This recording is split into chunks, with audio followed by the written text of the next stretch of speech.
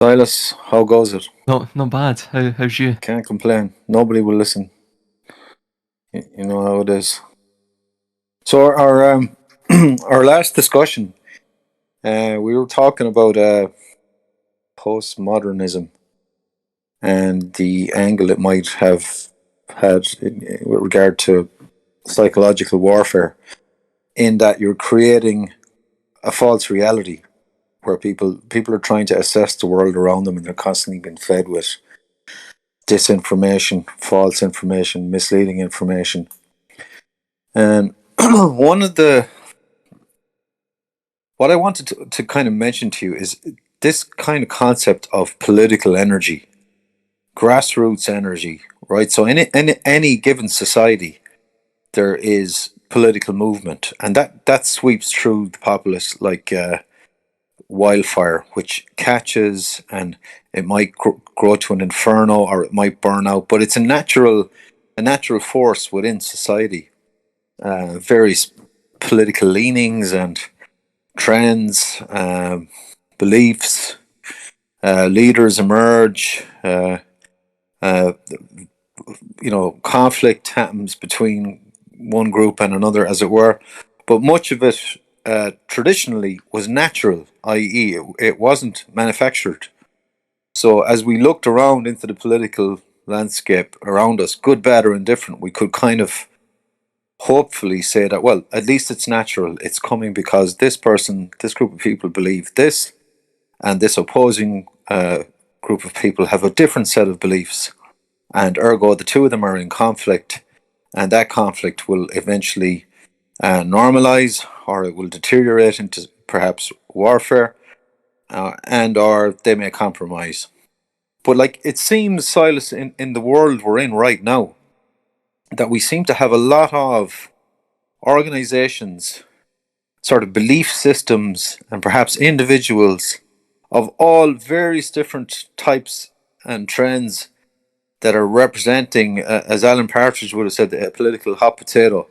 But that much of it is manufactured, and it is not actually coming from any grassroots sense, and it's been driven from above, as it were. Have you any thoughts on that? Or Oh, absolutely. Yeah. So it's really went from a cult of personality to a cult of perceptionality, and that is the cult's main modus operandi.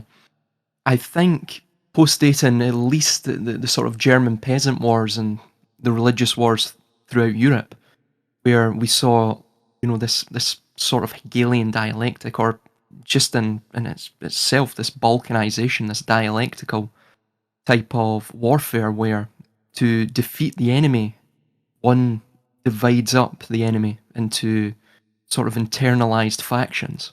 Usually these are simple, right, left, black, white, gay, straight, Protestant or Counter Reformation, so Protestant or Catholic. These sorts of really divisive psychological warfare that tears asunder the nation. So, of course, it is a way to destroy the nation internally and through a subtle way.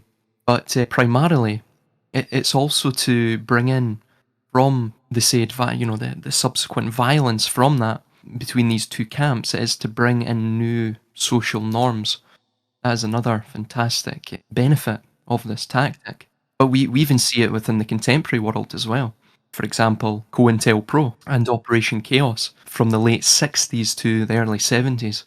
The CIA and somewhat the FBI as well. There's some FBI resources used as well. They were engaged in counter-espionage against their own people. It's the same sort of, they were creating controlled opposition, in essence. COINTELPRO is a sort of abbreviation, a composite term, which literally means counterintelligence program. So this occurred with every group, both left and right. Primarily it was against the Black Panther movement. But, in recent years we've even saw it be similar tactics used against, for example, nationalist movements. Charlottesville would be an example of that. January 6th would be another example. They've also distorted a lot of the radical left, the true grassroots movement, radical left in areas such as Oregon and the West Coast, obviously via Antifa. There's certain rumours, it is disputed, but supposedly the Obama administration were bringing in essence, ISIS operatives, which again was another dialectic that was being created over in the Middle East. So it was a sort of external psychological warfare tactic that was being used there. A lot of these ISIS operatives were brought back and were embedded within Antifa. Again, they're called ISIS operatives, but they're probably intelligence agency assets of some kind. But yes, this is the sort of war that they wage, both domestically and against foreign adversaries. You have to recall too that the supposed Hegelian dialectic, the triadic form or the triadic dialectic, was only revived by Hegel in the 18th century. Prior to that, we see that the Hegelian dialectic, or the triadic dialectic, more precisely, was found within Kabbalah. Now again, this goes extremely far back into antiquity, all the way back to Sumer and Babylon. We see the triadic dialectic occur within their mythologies. However, we see within Lurianic Kabbalah that the Hegelian dialectic found its origin in the modern sense. This was roughly around the early 16th century. However, funnily enough, he went by in religious circles the name Harari.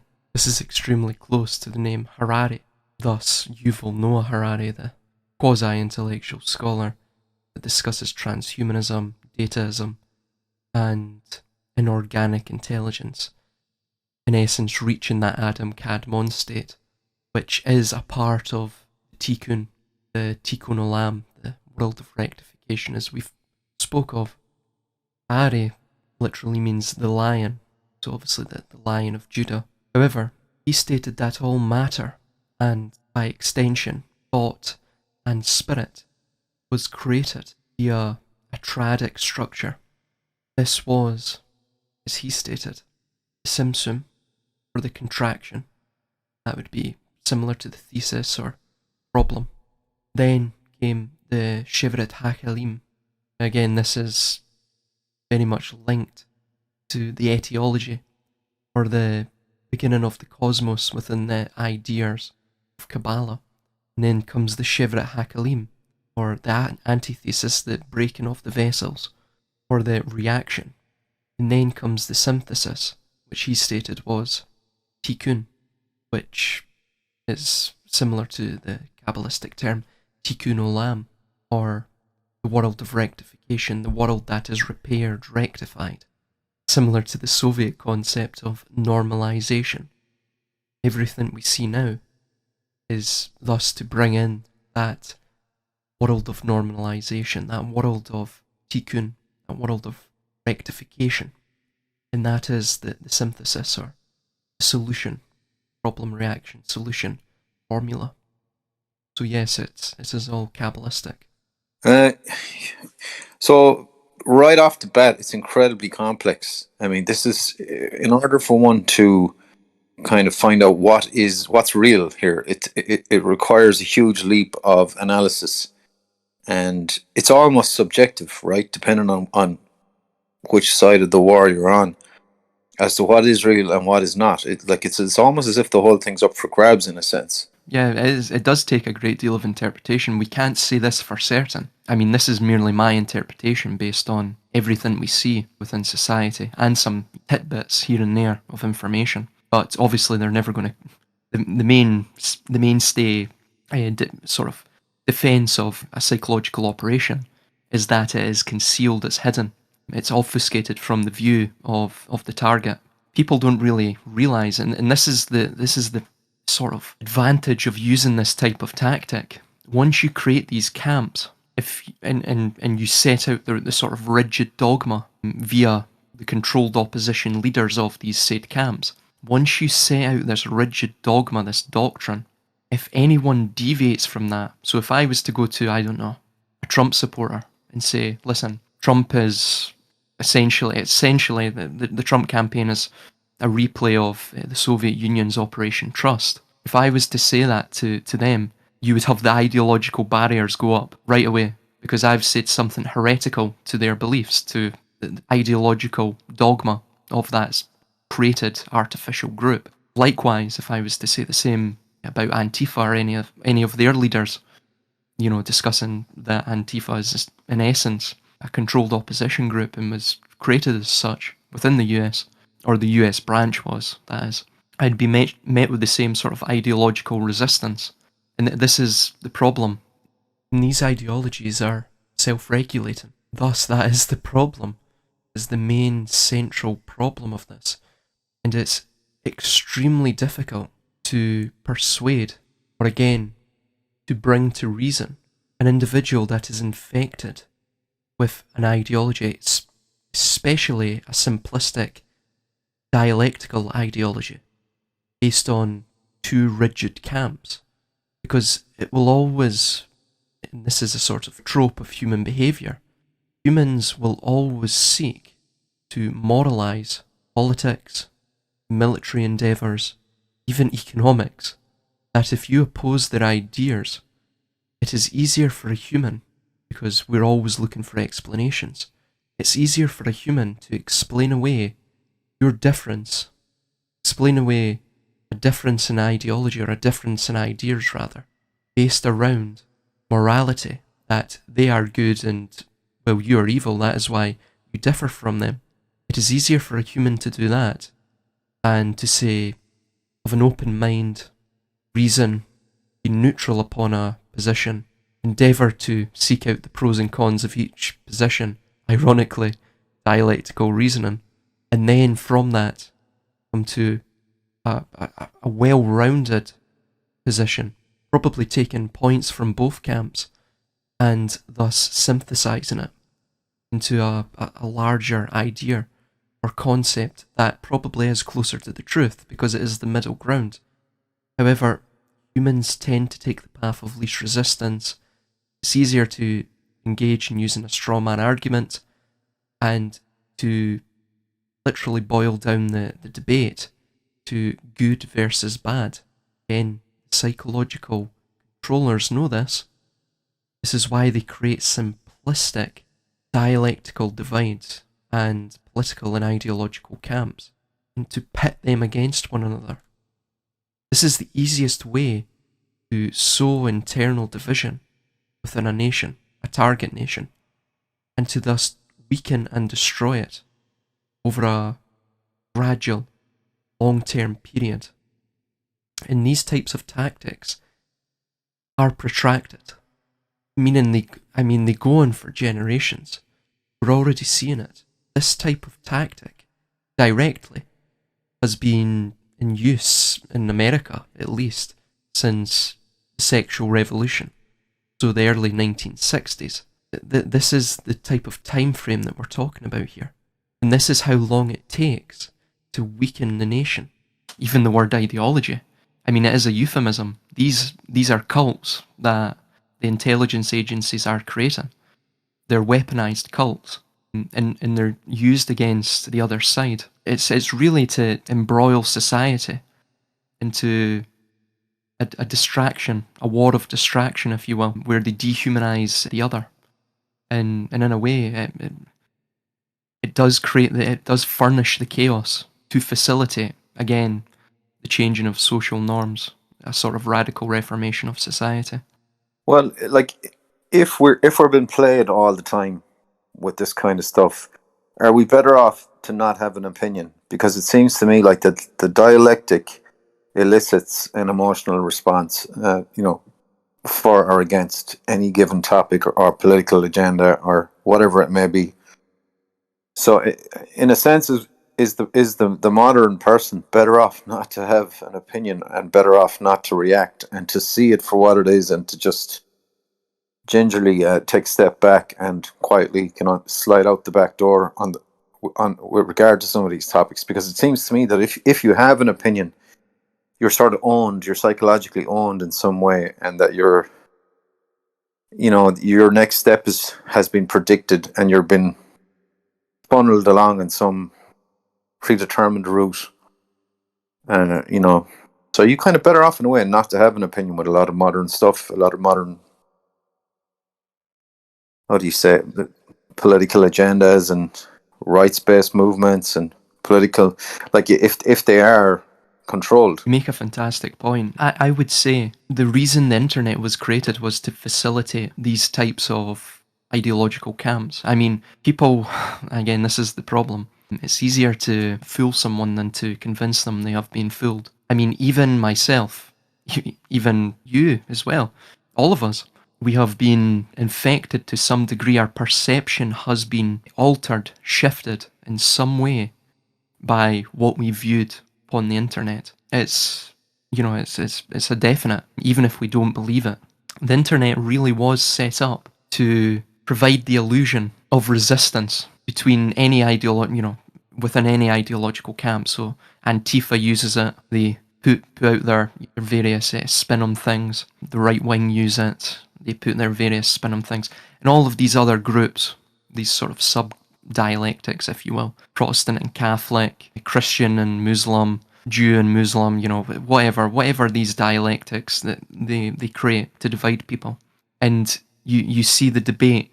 Most of the debate, by the way, on social media now is totally controlled. They insert via bots, comments or posts, pushing the narrative in a certain direction. Again, it's all to cause friction, to cause chaos between two opposing diametric camps that they have created. So primarily, and this is where it's quite a jump in perception for a lot of people. These dialectics, the right and the left, needlecraft and non-needlecrafted. It's not that either side is right or wrong, or that we shouldn't have an opinion, if we have an opinion, well, automatically we're in one of these camps. It's not really that. What it comes down to is the friction that we have amongst our peer group on these various issues. Most of it is obviously created by the media. By us doing that, we're actually defending the international establishment. We're defending it. Because while we're busily attacking each other over baseless, senseless minutiae, they are busily, totally unabated, without any resistance against them, putting into place their new international system. So personally myself, I think the internet was designed, was proliferated to the world for this main reason, to push these dialectics, to push this sort of psychological warfare onto the people directly, because everyone is constantly within this arena now. So they're now, as we're seeing from the advent of the internet, we've saw a balkanization, culturally, socially, politically. I mean, it's got to the point now where you have people literally shooting other people on the street, primarily in America, because one supports Trump and the other, supports Antifa or, left-wing politics or what have you. It's insane. But that's been allowed, it's been facilitated by the psychological manipulators, the cult of perceptionality, if you will. But there seems to be like a key psychological aspect to this stuff, in that it seems to be natural, Silas, that we'll speak to one another on a given topic where we're trying to arrive at an opinion. It could be any given topic. It could be a matter of politics. It could be a personal matter. It could be, some sort of a scientific answer we're trying to arrive at. But it seems that, Silas, for example, you and I on the call here right now will speak to one another with a view to ironing out the creases in what we're thinking about, trying to detangle difficult areas and arriving at consensus, some degree of consensus. And I think that term consensus is linked into what Gramsci called common sense, i.e. this herd instinct of what is normative, what do we accept as being real, rational, reasonable, and determinable and true. So it's as if that mechanism has been apprehended and has been manipulated to astounding effect, to a degree of mastery, and to the point where the world, as is depicted to the masses, is done so through a series of smoke and mirrors and a camera obscura and a kaleidoscope of conflicting information, disinformation, sidetracking, the creation of dialectics, the focusing of attention into the big sort of political, the big hot potatoes, like the ones we're all so well used to at this stage. Climate, the the mass health event that we've had in the last couple of years, for example.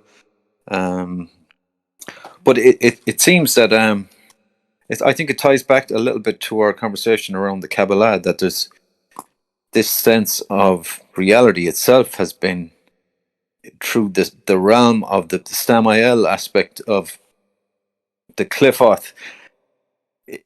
Reality has been smashed into a million pieces and reimagined by the master sorcerers, and that the public or the masses seem to be at a loss, are somehow psychologically enslaved by this stuff.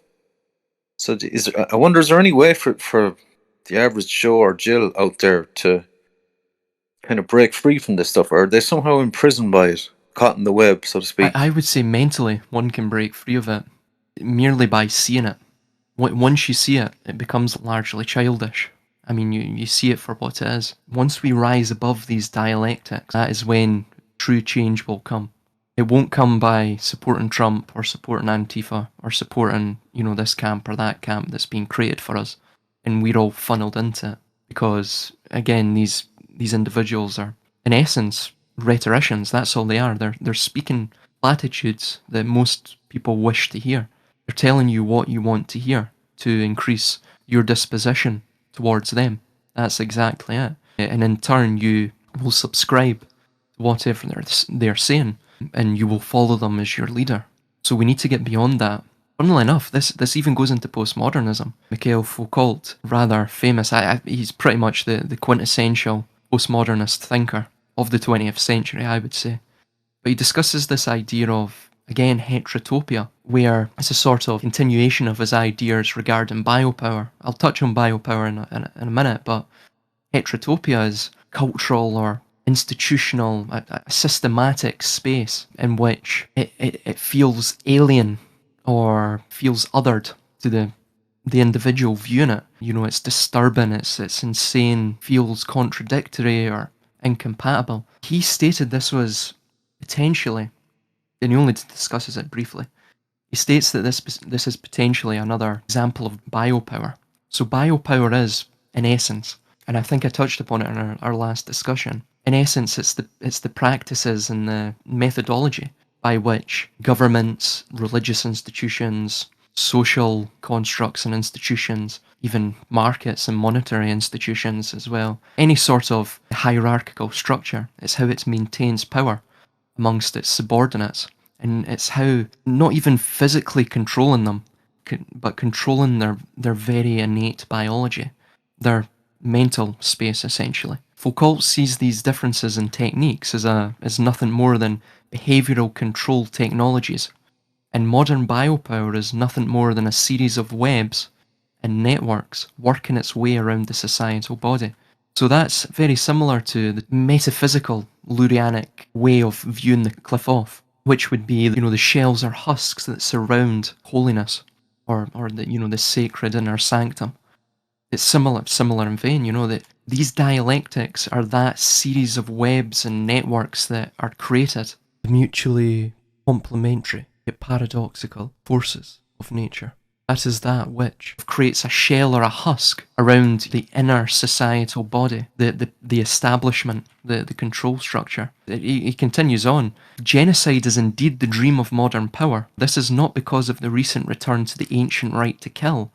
It is because power is situated and exercised at the level of life, the species, the race, and the large-scale phenomena of the population. So in essence, what he's saying there is genocide is another technique of biopower. It can be used to control large-scale populations, control their mind, control their spirit, and obviously control them physically as well. He states as well, groups identified as the threat to the existence of the life of the nation or of humanity can be eradicated with impunity, according to Foucault. He continues on, it's the sort of same fascistic demagoguery, one could say. Where does Foucault arrive? Is he trying to map, tyranny for the power structure? Is he trying to come out? This is how you should roll if you're trying to run the world, like, or is he merely observing, or did he have some sort of a Marxist mandate, or what's driving him into this interest area? I wonder, or was there any clue on that in your travels, study wise? That's a superb question. He writes it like he's just observing it, like it's critical theory, which obviously we've discussed, is a sort of mainstay. It's very integral to postmodernism. It is postmodernism, the theory of critique or critical theory.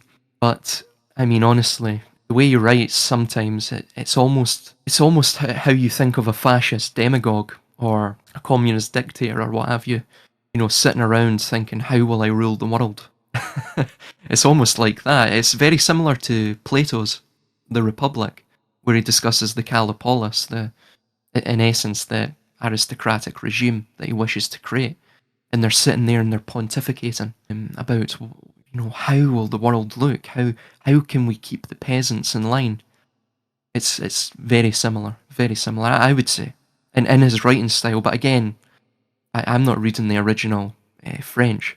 I'm reading a translation into English, so it may come across different in French than it will in the English translation. But I get that sort of sense at times that it goes beyond critique. It seems like he's aiding and abetting, if you will, the cabal in charge, an intellectual of it. Yeah, and like it a little bit springs to mind about another academic from maybe a post-war warrior, Gramsci, and he, as far as I remember, he had this theory around hegemony, which was to do with how power was maintained, how it got to where it needed to be, and what it had to do to stay there, etc.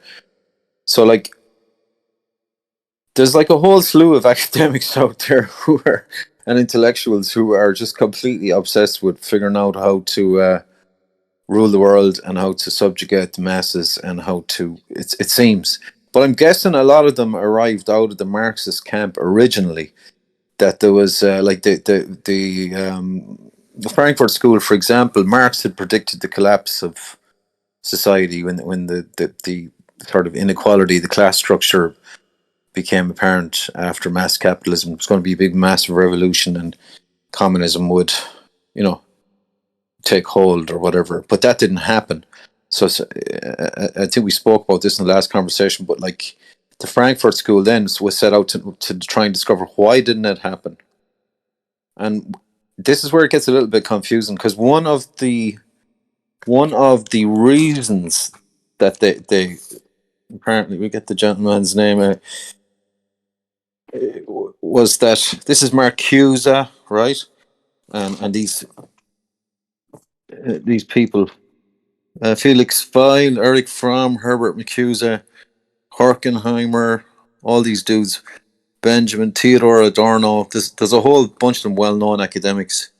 Jürgen Habermas, but Horkheimer was the guy who said that one of the reasons why the revolution didn't happen was because the masses were comprised of what we call NPCs, or just empty people who were inert consumers devoid of free will, and they had to use his, like, you've heard this term, right, Silas? NPC. It's a kind of a dig at the average Joe normie in society who's just been subjected to whatever's going on around him, and is kind of inert. His will is paralyzed, and he is a receptor for inputs to then generate predetermined outputs.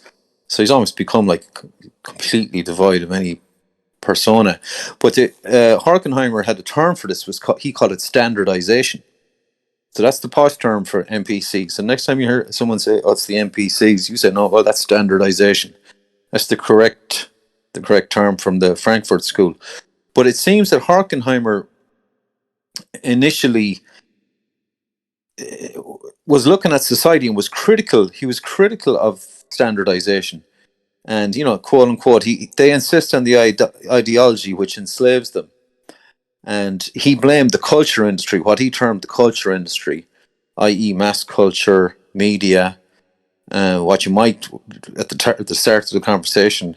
I mean, what determines what's culture? For example, are dialectic nodes, as it were, such as the medical emergency, the climate emergency, right wing versus left wing, gender identities, etc., etc., etc., are largely now nodes which kind of compromise what you might call consciousness in modern society.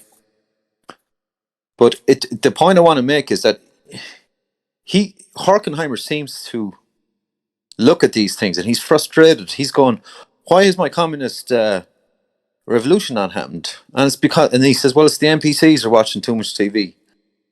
And so the Frankfurt School decides to, well, what can we do to reinvigorate society with a view to eventually getting the communist revolution to happen worldwide? Well, what we'll do is we will stir the shit. And how we will do that is we will engage on what they call the tyranny of the minority. So that's where you get to your dialectic stuff. So all of a sudden you're looking for anywhere in society there's a fracture line. And some of the more obvious ones are gender and race. But less obvious ones may be along the lines of the sick and the healthy. You can exploit that. So how would you exploit that? Well, the healthy ones might have received a dose of some medication that has been administered to alleviate the symptoms of some disease which has spread around the world, for example. Or you might have a dialectic which is along the lines of those who are living in a world where the climate is functioning normally. You're not, so now the dialectic has gotten postmodernist as well. It's not so obvious. It's traditionally along national border lines or along religious fault lines, but now it could be anything. It could be anything at all. Oh, absolutely. You even have ableists now. That if you're not disabled, if you're able, you make any comment whatsoever regarding disability from your point of supposed privilege, that you are engaging in a microaggression. This is the insanity of it all. They find these fault lines within society. And every society has them. They're natural, and they tear at them. They chip away at them. They expand the chasm, and from that fissure of division, they then extract, again, chaos. It's all about chaos. These individual, Operation Chaos, another name for COINTELPRO. That's exactly what these individuals are all about. That's how they create and maintain the society, and how they're going to, they think, achieve their it is a scientific dictatorship. You can call it a crypto plutocracy, neo-feudalism, stakeholder capitalism. It really comes down to, it's a scientific dictatorship maintained and ran by algorithms.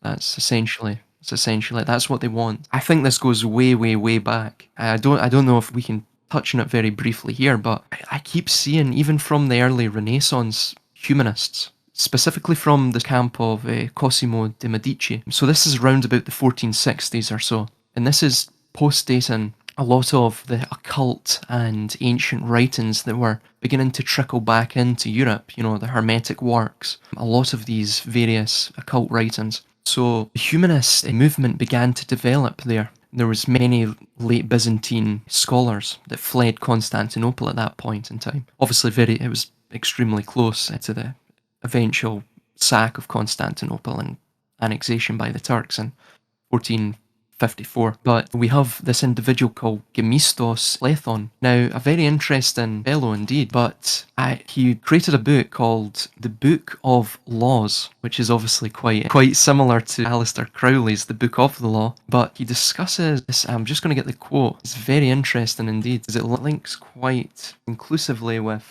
Aldous Huxley's quote that was posited by Timothy Leary in the 1960s. Here we go.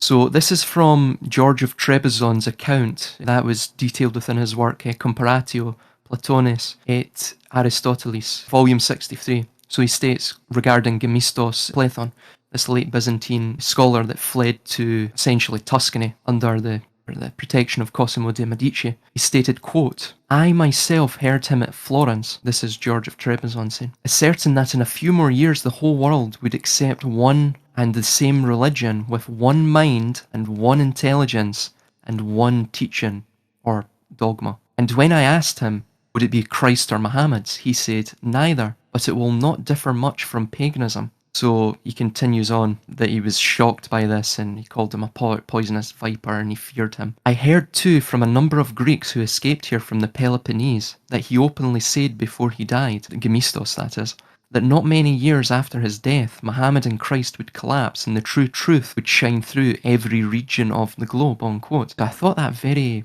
interesting. Obviously, it links with the Georgia Guidestones and this idea of the age of reason. Planck 3 writes, quote, "Unite humanity with a living new language," which, is very similar to the sort of Tower of Babel thing. But there's this idea that Timothy Leary, I think everyone should be fairly familiar with Timothy Leary, the godfather of the hippie movement, the late 60s, totally linked with the CIA, by the way. He was based out of Harvard University Psychology Department and he worked there for quite some time. He worked with Huxley, Aldous Huxley. Funnily enough, Huxley also worked with the cybernetic movement and the Macy Conference. So there's a link there between cybernetics, between what you were discussing there, and obviously the hippie, the counter-culture movement of the 60s. But Leary states, he's quoting Huxley here, quote, "These brain drugs mass-produced in the laboratories will bring about vast changes in society. This will happen with or without you or me. All we can do is spread the word. The obstacle to this evolution, Timothy, is the Bible." Leary then added, "We had run up against the Judeo-Christian commitment to one God, one religion, one reality that has cursed Europe for centuries and America since our founding days. Drugs that open the mind to multiple realities inevitably lead to a polytheistic view of the universe.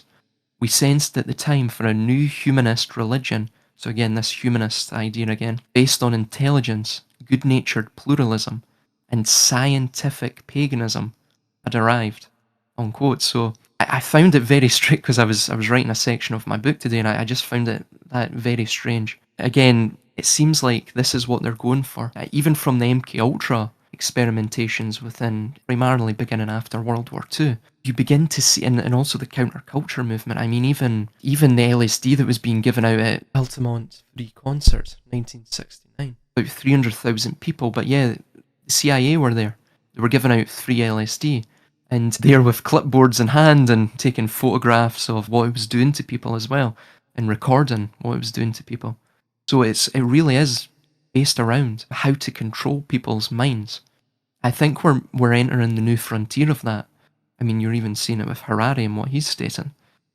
I think they don't just want to control the narratives of society and thus subjugate people through that. I think the new, far more predictable method is via direct control, via pharmacological means, as Huxley envisioned, or via, biodigital implants, as Harari states, and Klaus Schwab as well. Not at all, not at all. Paganism and the New Age movement and the eventual manifestation of a one world religion, like, that's a huge topic. But can you, to tie it in, I suppose, firstly to our idea around the dialectic, that we have these dialectic nodes in modernity, we can quickly see that, that the possibility for the ultimate dialectic, between good and evil, so that, in other words, to arrive at a one world religion, we would need a massive chaotic event, conflict event, along the lines of Revelations, where there's something absolutely huge goes down and everybody goes into a huge panic, and the average Joe or Jill is presented with a solution, and the solution is this one world religion. That's kind of what we're talking about here, right? That's exactly it. Yeah, it's a new theology. That's what they're wishing to bring in. So like, we, like, very briefly, like, some of Rudolf Steiner's stuff on, and I hate to use the term because it's so cliched and everybody has a viewpoint on it at this stage. It's so cliched to the point that you can't even really speak about it in a lot of ways. But Rudolf Steiner spoke quite a bit about Freemasonry. And the reason I'm bringing up Freemasonry and eventually Theosophy is that as I see it, Silas, can correct me if I'm wrong, the essential spiritual elements or teachings of what we might loosely term the proto-new religion will be coming from that realm as such. In other words, the general, what it's going to look like is coming from that world, coming from those teachings and that kind of outlook. Am I right in saying that? Yes. Yeah, in essence, yes. I would say though that was a sort of euphemism or merely a social primer for what's to come. So it was made to look, in essence, hippy dippy. You know, to use a slang term, it was made to look very, peace and love. That's what they use. They're not going to come in goose stepping, but in essence, that's exactly what they're wishing to do. But it's also very attractive, is it not? In a lot of ways, it's not. There's the hippy dippy element, but there's also the kind of the John Dee scrying in the mirror, and contacting spirits, and receiving messages from distant stars like the Tool Society, and the tarot, and ripping open the fabric of reality, and that we're all like Huxley, we're all going to become master magicians, sorcerers, etc. And it's just very attractive. This sounds to me like what's his name, Harry. Harry Potter, right? It's like we're all going to have a little kind of a capacity here to mess with reality, that we won't just have to kind of simply sit back and enjoy the world that God has put us in, so to speak. But we will now be able to manipulate it to our own end. But I think that's one of the core differences here, isn't it, between what we might have loosely termed the ordinary hard-working, God-fearing kind of approach. The new approach will be, it seems, it will be attractive in lots of ways. Am I right in saying that? Oh yeah, it'll be temptation via convenience, of which any new technology and the advent of any new technology is brought in via that. But yes, it'll be a sort of techno-paganism, techno-utopianism. That's the term I am using within my new book. Just, to be very broad, sort of broad term. But that's exactly it. They're going to use technology to, in essence, create a singular, unified mind. An internet of bodies, literally. That will be the new religion. That's how they're going to... So, whereas the Nazis were obsessed with this kind of a folkloric paganist, Odin, and this kind of ancient pagan kind of out in the woods with messing with the runes and kind of dealing with the old gods, and it all seemed, but it was tied in with blood, right? Blood and race, all these kinds of words and terminology. Whereas, as you see it, the new version 2.0 will be tied in with technology, so it'll be a pagan technology, right? Or technology that is apprehended and is moving into the old sensibilities, as it were. So our marriage of the ancient world and the modern, or the future world. Is that how you see it?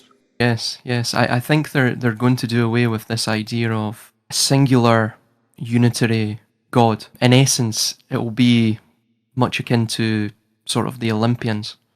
But the Olympians will be, in essence, them. That will be the new religion. They will be gods among mere mortals. I know it sounds absolutely insane, but we have to recall, some of the most well attested to intellectuals of this day.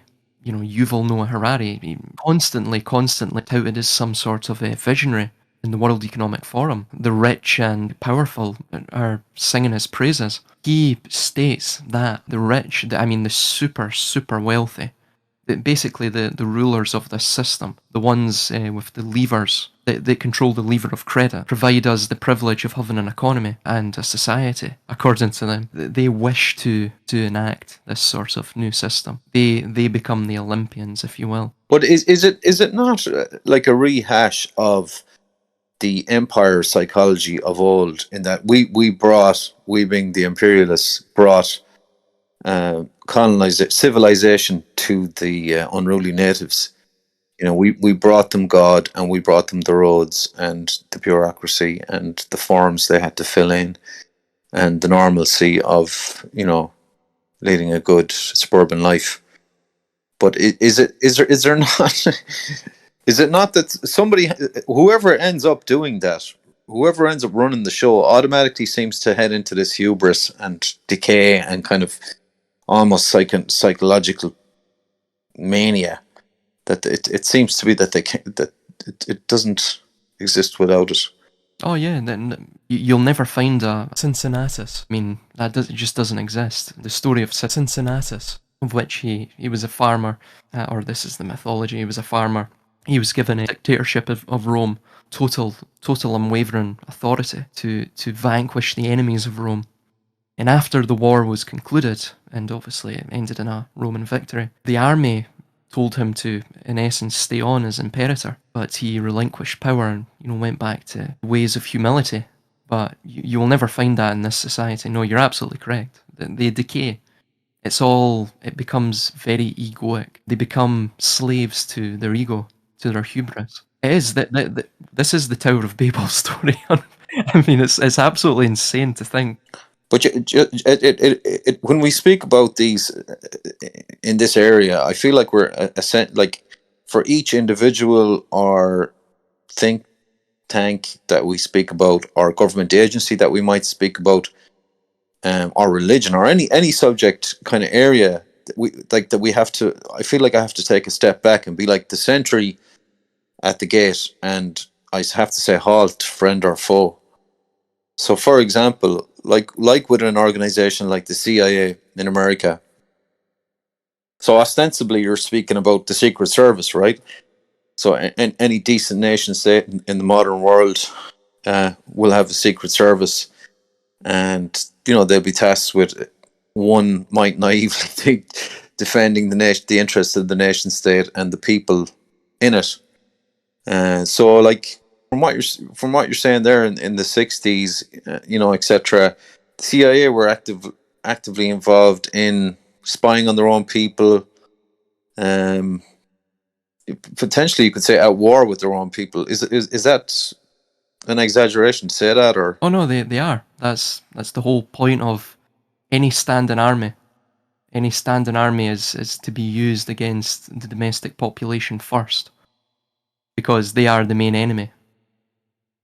I mean, I know it'll come across as absolutely preposterous to people, but it is. The domestic population is the main enemy, especially an armed domestic population is the main enemy to the government and their maintaining of control, power, and monopoly over those, over control and power, of which both really are synonymous, I guess. But yes. But if we dissect that kind of thinking, right, and if we look into government departments, you see, largely our government is made up of elected representatives, people who serve a couple of terms in office, who went for public election in the public domain, etc. Or we have our civil servants, people who are, salaried people who spent 20 or 30 years in their various government departments, working away on the bureaucracy of the machine, etc.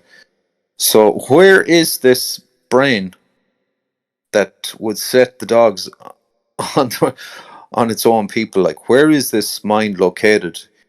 Is it somewhere within society, or is there another government deeply at play, or is there a third wheel spinning somewhere in the West? Or is this a natural state of affairs with regard to power?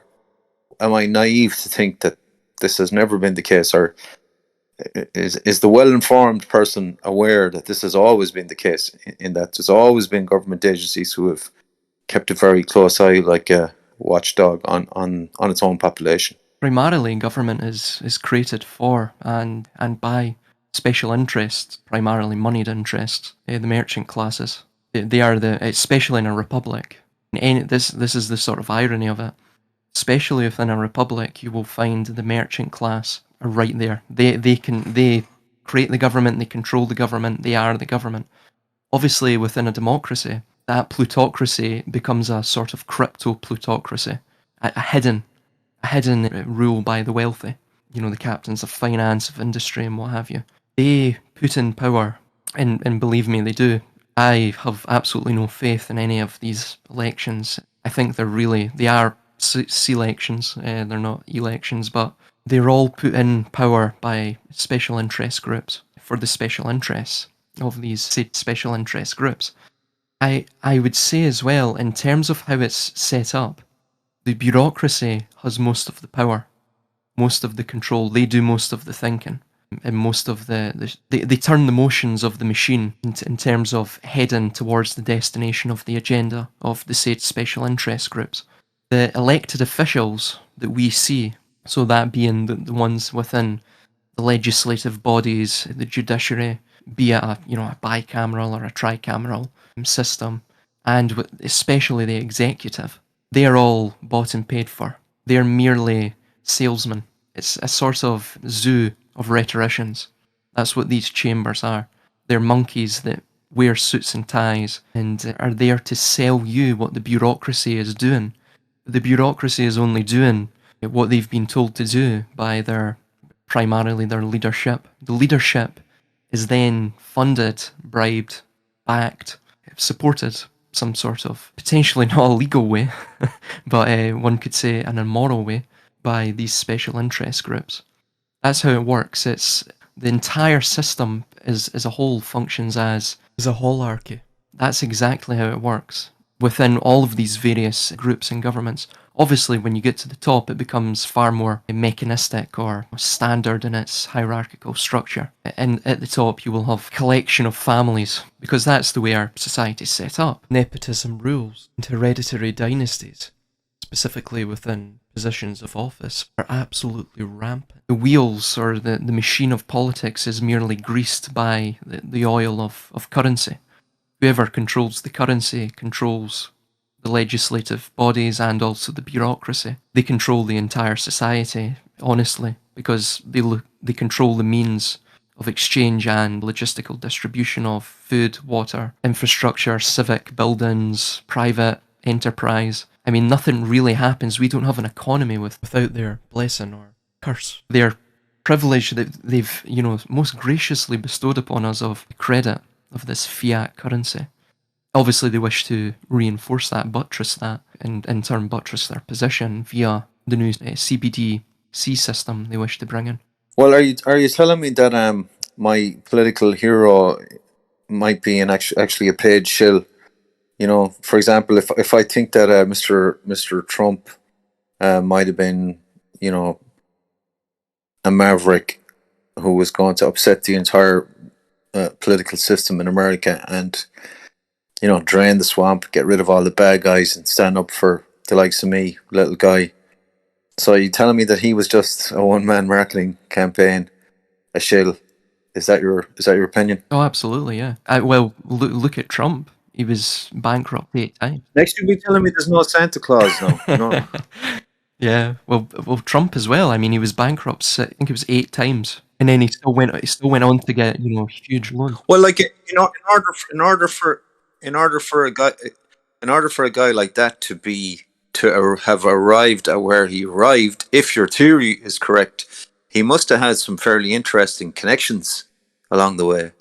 He must have had, and I believe one of his. He was a protege of a Mr. Roy Cohn, who was a well-known lawyer in New York back in the day. And probably not any old lawyer, because Mr. Cohn represented the Rosenbergs. Tried the Rosenbergs at the time that nuclear weapons were stolen by the Soviets, and all of a sudden America and Russia had access to nuclear weapons. A footnote to that comment: if nuclear weapons indeed exist, but that's a story for another day. But Mr. Yeah, May I add just no, something go to that ahead. as well? Sorry to interject. Again, it's absolutely, if they, footnote to that, if they do exist. But again, it's all the narrative, isn't it? It's that, again, that in and of itself. The Cold War was one of the main sort of external dialectics that they were creating to induce fear, and it also brought with it new and surprising changes to legislation and the legal traditions as well. Well, the other person that, speaking of the Cold War, that Roy Cohn represented was McCarthy, the Reds under the bed. McCarthy, was he had made a lot of charges that there was communists present in Washington at the time, and it was a big stir in the media at the time. And Mr. Cohn, the same guy, represented him. So this guy Roy Cohn seems to spring up a lot. But the only reason I'm mentioning his name is that he's also connected to Mr. Trump, and he takes a young Mr. Trump under his wing when Mr. Trump is involved in concrete in New York, way back in the day in the 80s, and he must have seen something in him. So we see these strange alliances from these characters in the political scene. A lot of these, I don't know if you have any insight into Mr. Churchill, but from what I understand, Mr. Churchill's career was on its knees. He was poor man, had a problem with alcohol, and he wasn't doing so well. And at some point in time before the Second World War, outbreak of the war, he seems to have found friends in high finance, and his career was propelled forward. So it seems like you're mentioning the Cold War. Obviously, Cold War takes place after Germany is destroyed. So National Socialism in Germany, the Versailles Treaty is written, puts Germany on its knees economically, and suddenly, lo and behold, we have Mr. Hitler, a low-ranking soldier of no note. He's a nobody. It was. He seemed to. Sorry to interject. Yeah, go ahead. Just as well, when he came back to Germany post-dating the war, he was working for, again, the intelligence apparatus within Germany, infiltrating sort of beer hall ideologies that were springing up. Again, the grassroots ideologies that were springing up. He was there to essentially become the controlled opposition of these said groups, to lead them in a certain way. I know that will absolutely, be preposterous to many people that defend the man.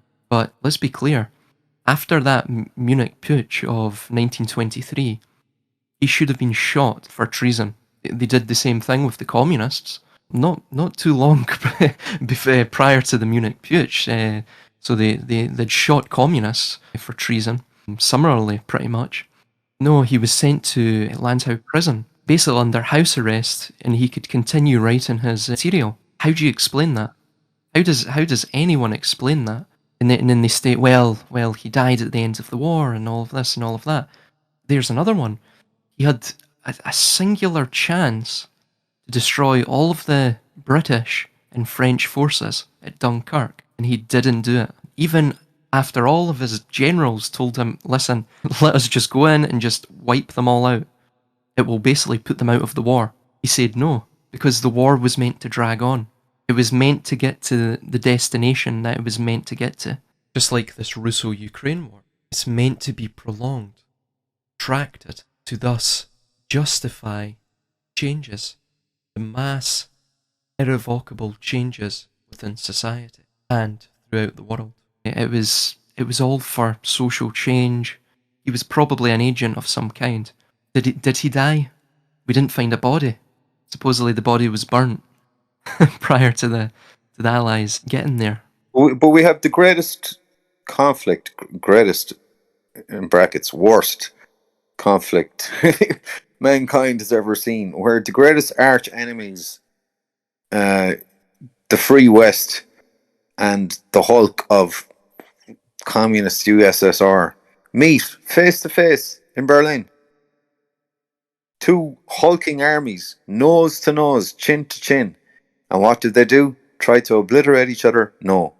They sit down, they shake hands, they draw up documents, they build a wall in the middle of the city, and they keep it cool. And that's what they teach us in our history books, and no one bats an eyelid. And nobody says, hang on a second. These people were sworn enemies in terms of their ideology. So it doesn't, to me, it doesn't add up.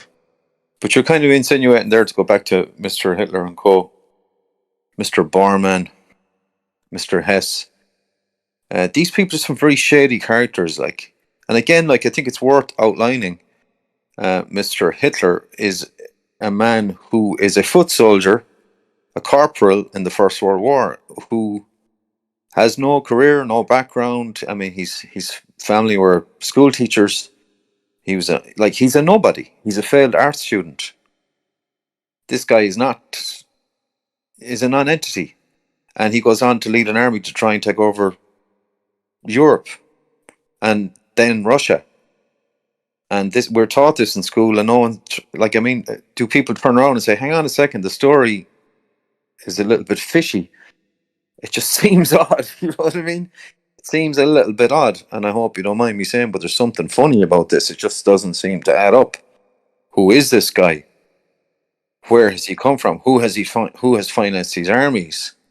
How has he arrived at this situation? And I think it's, for me anyway, it's particularly with regard to World War II and Nazi Germany. When you ask that question, that's when a lot of stuff, for me anyway, opened up, and my curiosity, because to me the story stank, for want of a better way of putting it.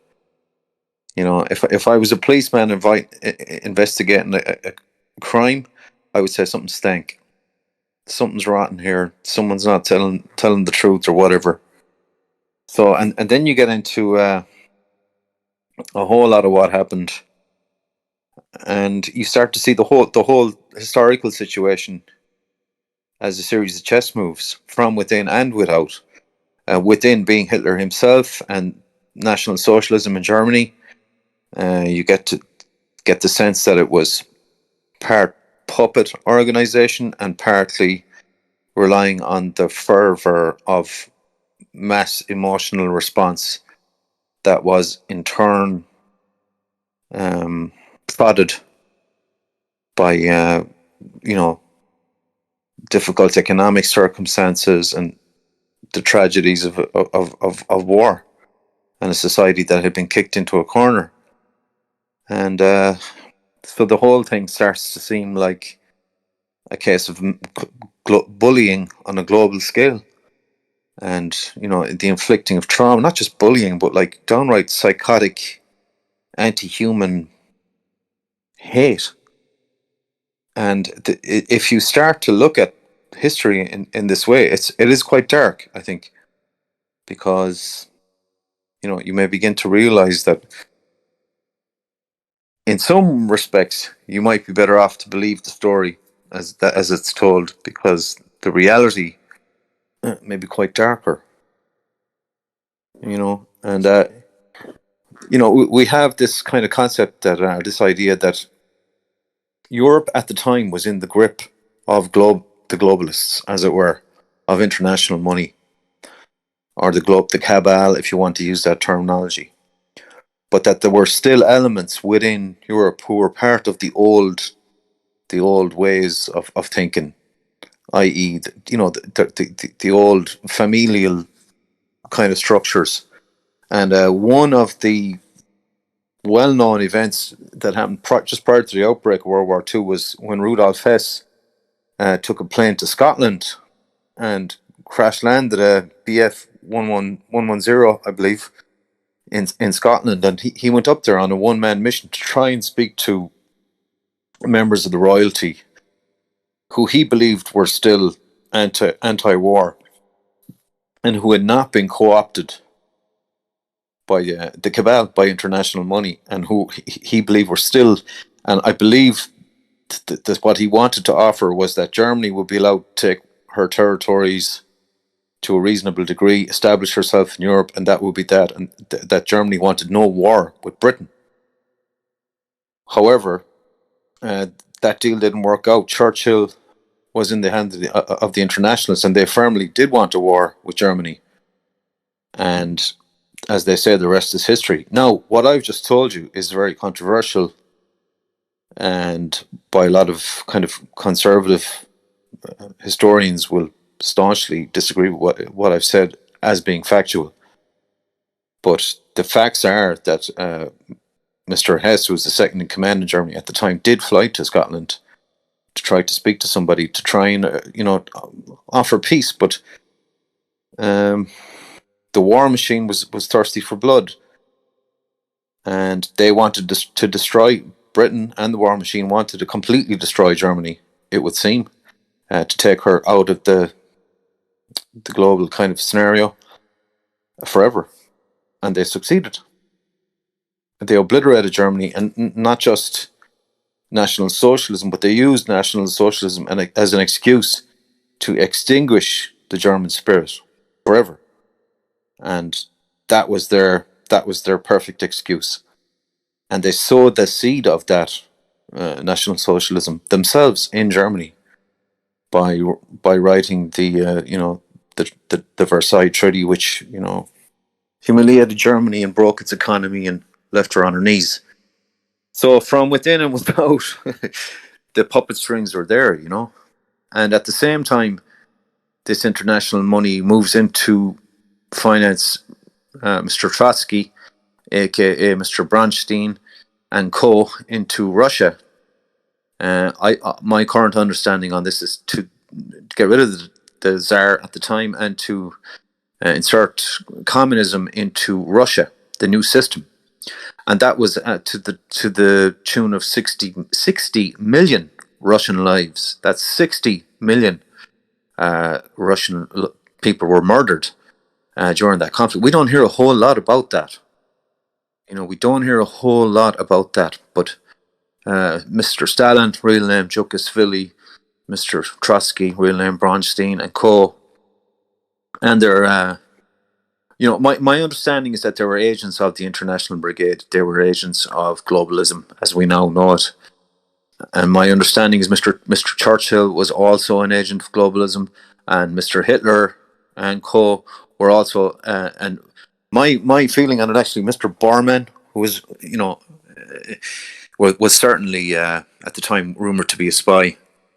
And so what you had all these characters playing one against the other, good guy, good cop, bad cop, which was all a crock of bullshit, because at the top they were all either directly agents of or controlled by international finance, globalism as we now know it. And when I use the term globalism, I mean, something that does not have an alliance to humanity, certainly doesn't have an alliance to any country, doesn't respect national boundaries or anything like that. And as you said earlier on in the conversation, Silas, things like government they're really just a front for what we're talking about. And I think as our understanding is they have a bigger picture, a much bigger picture. And we spoke a little bit about it with this idea of religion. For example, we like a universal economy, a universal religion, perhaps a universal multicultural race, if you will.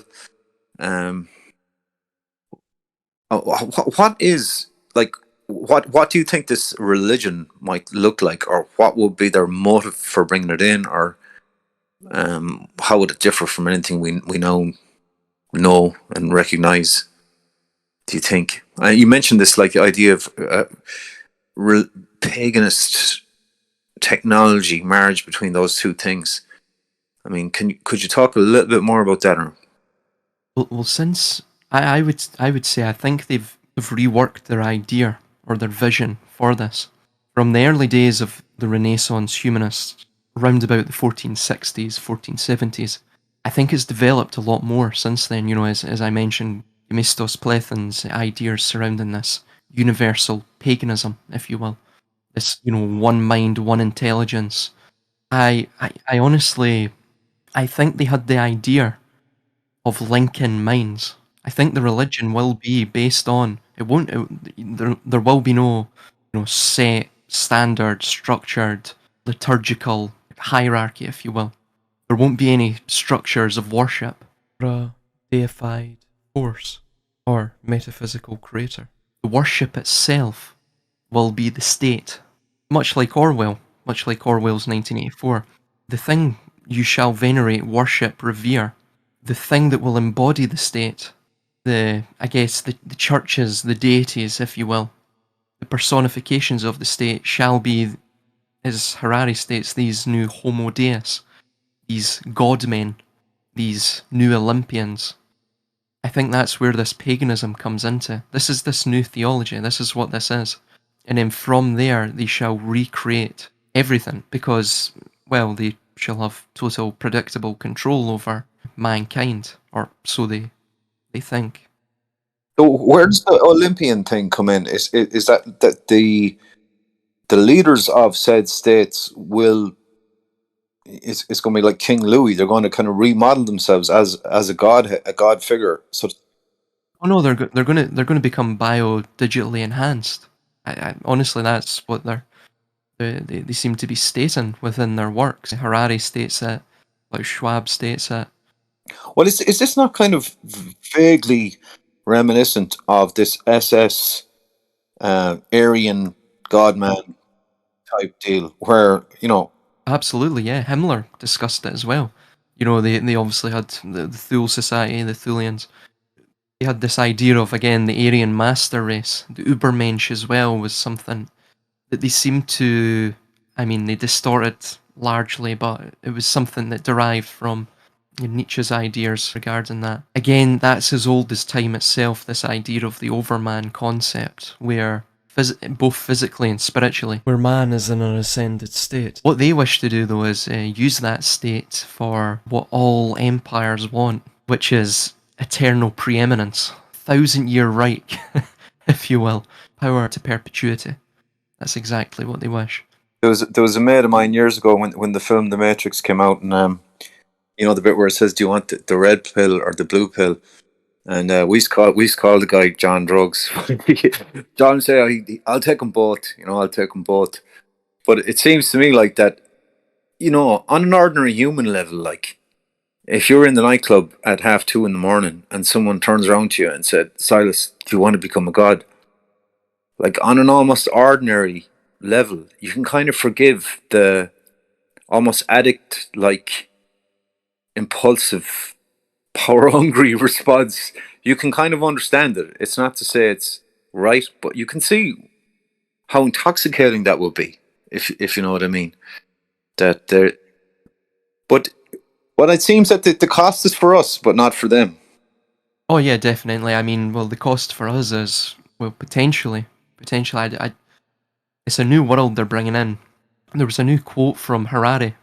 He gave an interview very recently. I tweeted about it. I think this may be... Just briefly, Harari is a scholar of is he an Israeli scholar? Am I right in saying that? Academic. He is. I'm not sure what field of study he's actually in. I can imagine it's either sociology or philosophy or anthropology or what nationality is the gentleman, Mr. Harari? Israeli. Okay, Israel. He actually works as a professor in the same university that Gershom Scholem studied with him. Okay, all right, okay. And what's his quote? His quote, so he recently gave an interview where he states, "People, or the vast majority, are no longer part of the story of the future," Harari says. "They simply have no role. Humanity 1.0 is being phased out, and only those humans willing to make the transition to Humanity 2.0 and join the all-new species of transhumans will survive." He doesn't state survive, but that's pretty much what he's implying. So you couldn't make this up, honestly. It's insanity, but this is what these people are doing. Well, look at it on an ordinary sort of a day-to-day level, where the likes of average Joes like myself are going in and out to work. I don't know if anyone can relate to this, but there seems to be, perhaps this was always there. In fact, I know it was definitely there in my father's time in the workplace, for example. But that you're dealing with a certain type of individual that is, how would I say, homogenized, standardized, and has quite a certain outlook on things, and seems to be quite happy, if not actively promoting the new normal way of being. And I don't just mean that with reference to the medical situation, but generally speaking, they seem to be quite institutionalized in their thinking. And it seems to me that we're kind of encountering these individuals quite a bit more. Well, I feel I am.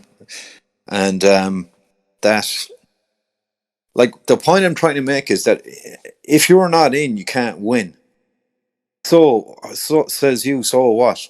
Well, that might mean, for example, you're in your workplace trying to get ahead and do your thing. And if you don't fit the bill, you're going to stand out like a sore thumb, and you won't really work.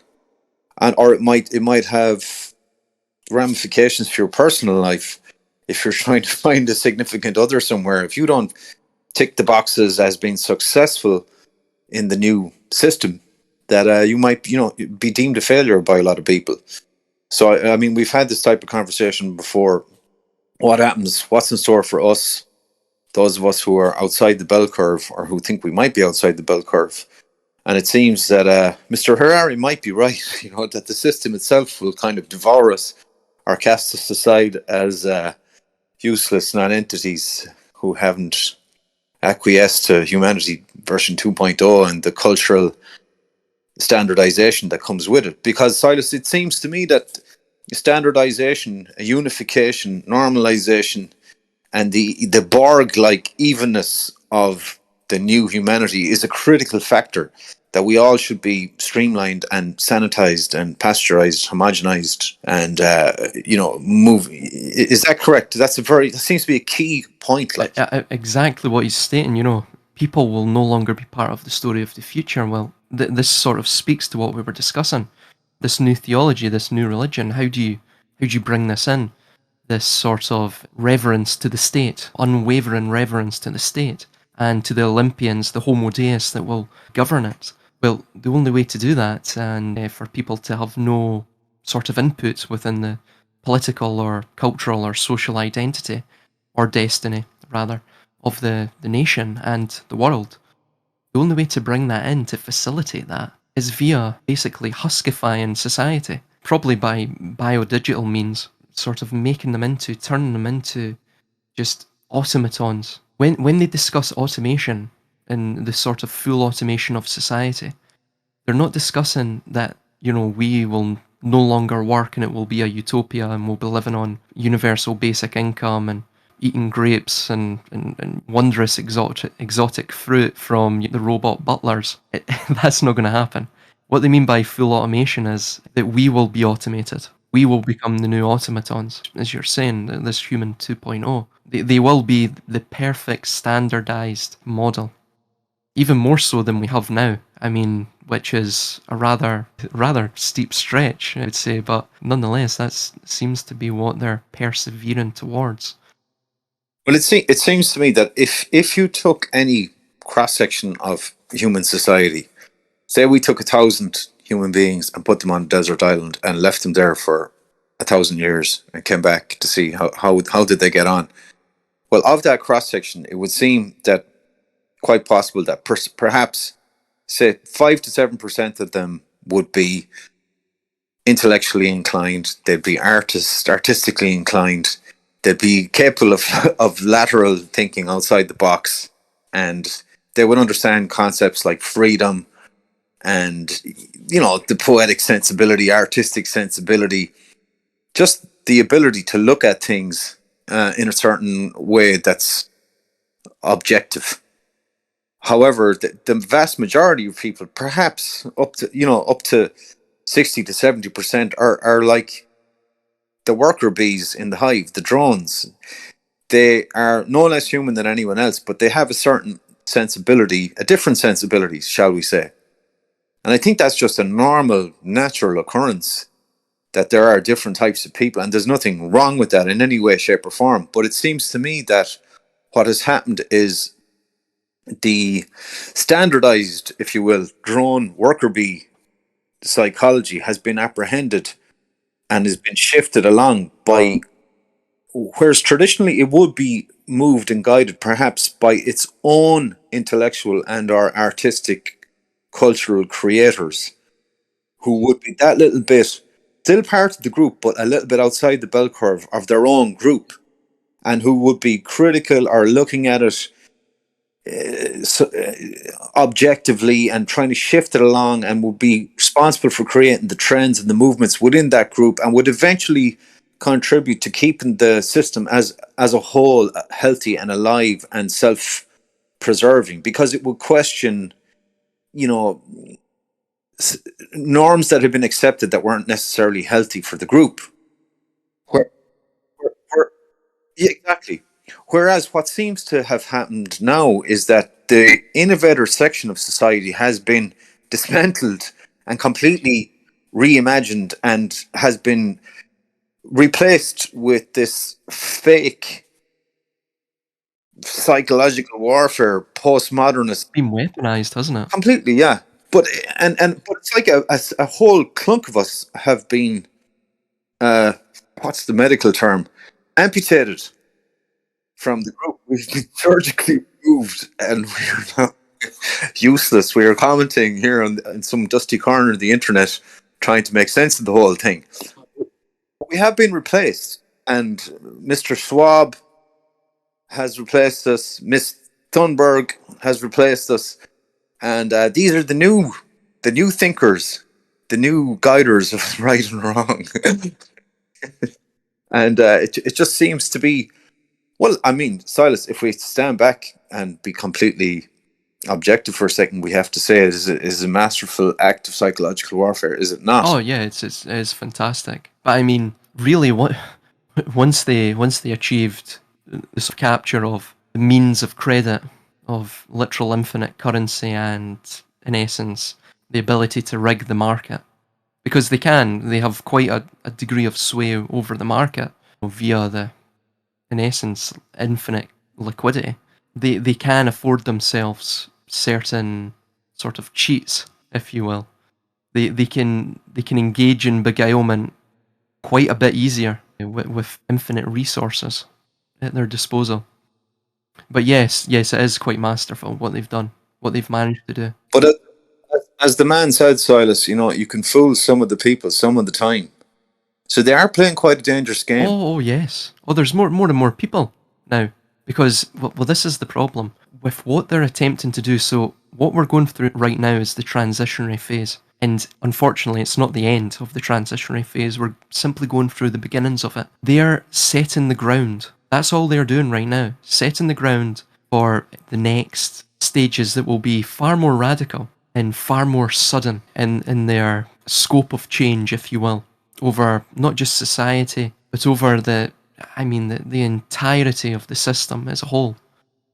So, and come here, just on that very briefly, Silas, would you concur that the medical event, the objective of the medical event from a psychological warfare point of view, may have been a standardized reaction from the public? Oh, absolutely, yeah. It is an experiment, of course, but it's the culmination of what they've managed to do in terms of this dialectical warfare they've waged, via psychological means across the internet. They in essence weaponized the internet. I think it was a weapon probably from the beginning, but they managed to basically corral people in to this new style of thinking, which was culminated in the sort of symbolic act, if you will, symbolic ritual of going and becoming needle crafted. Also, as Harari states, we don't need the vast majority of people now. What he means by that is the sort of biodigital system they wish to create. Obviously, it will be entirely perpetuated by computer systems and algorithms. It will be an algocracy, a rule by algorithm. And obviously that links with cybernetics and, in essence, control theory as well. Would that tie in, like, if if you remove the intellectual, artistic aspect, the traditional, natural aspect of it from society, and you bring in your nodes of control, yeah, it follows in what you're saying, that all you need after a certain point in time, once you've co-opted the psychological consciousness of society, is an algorithm.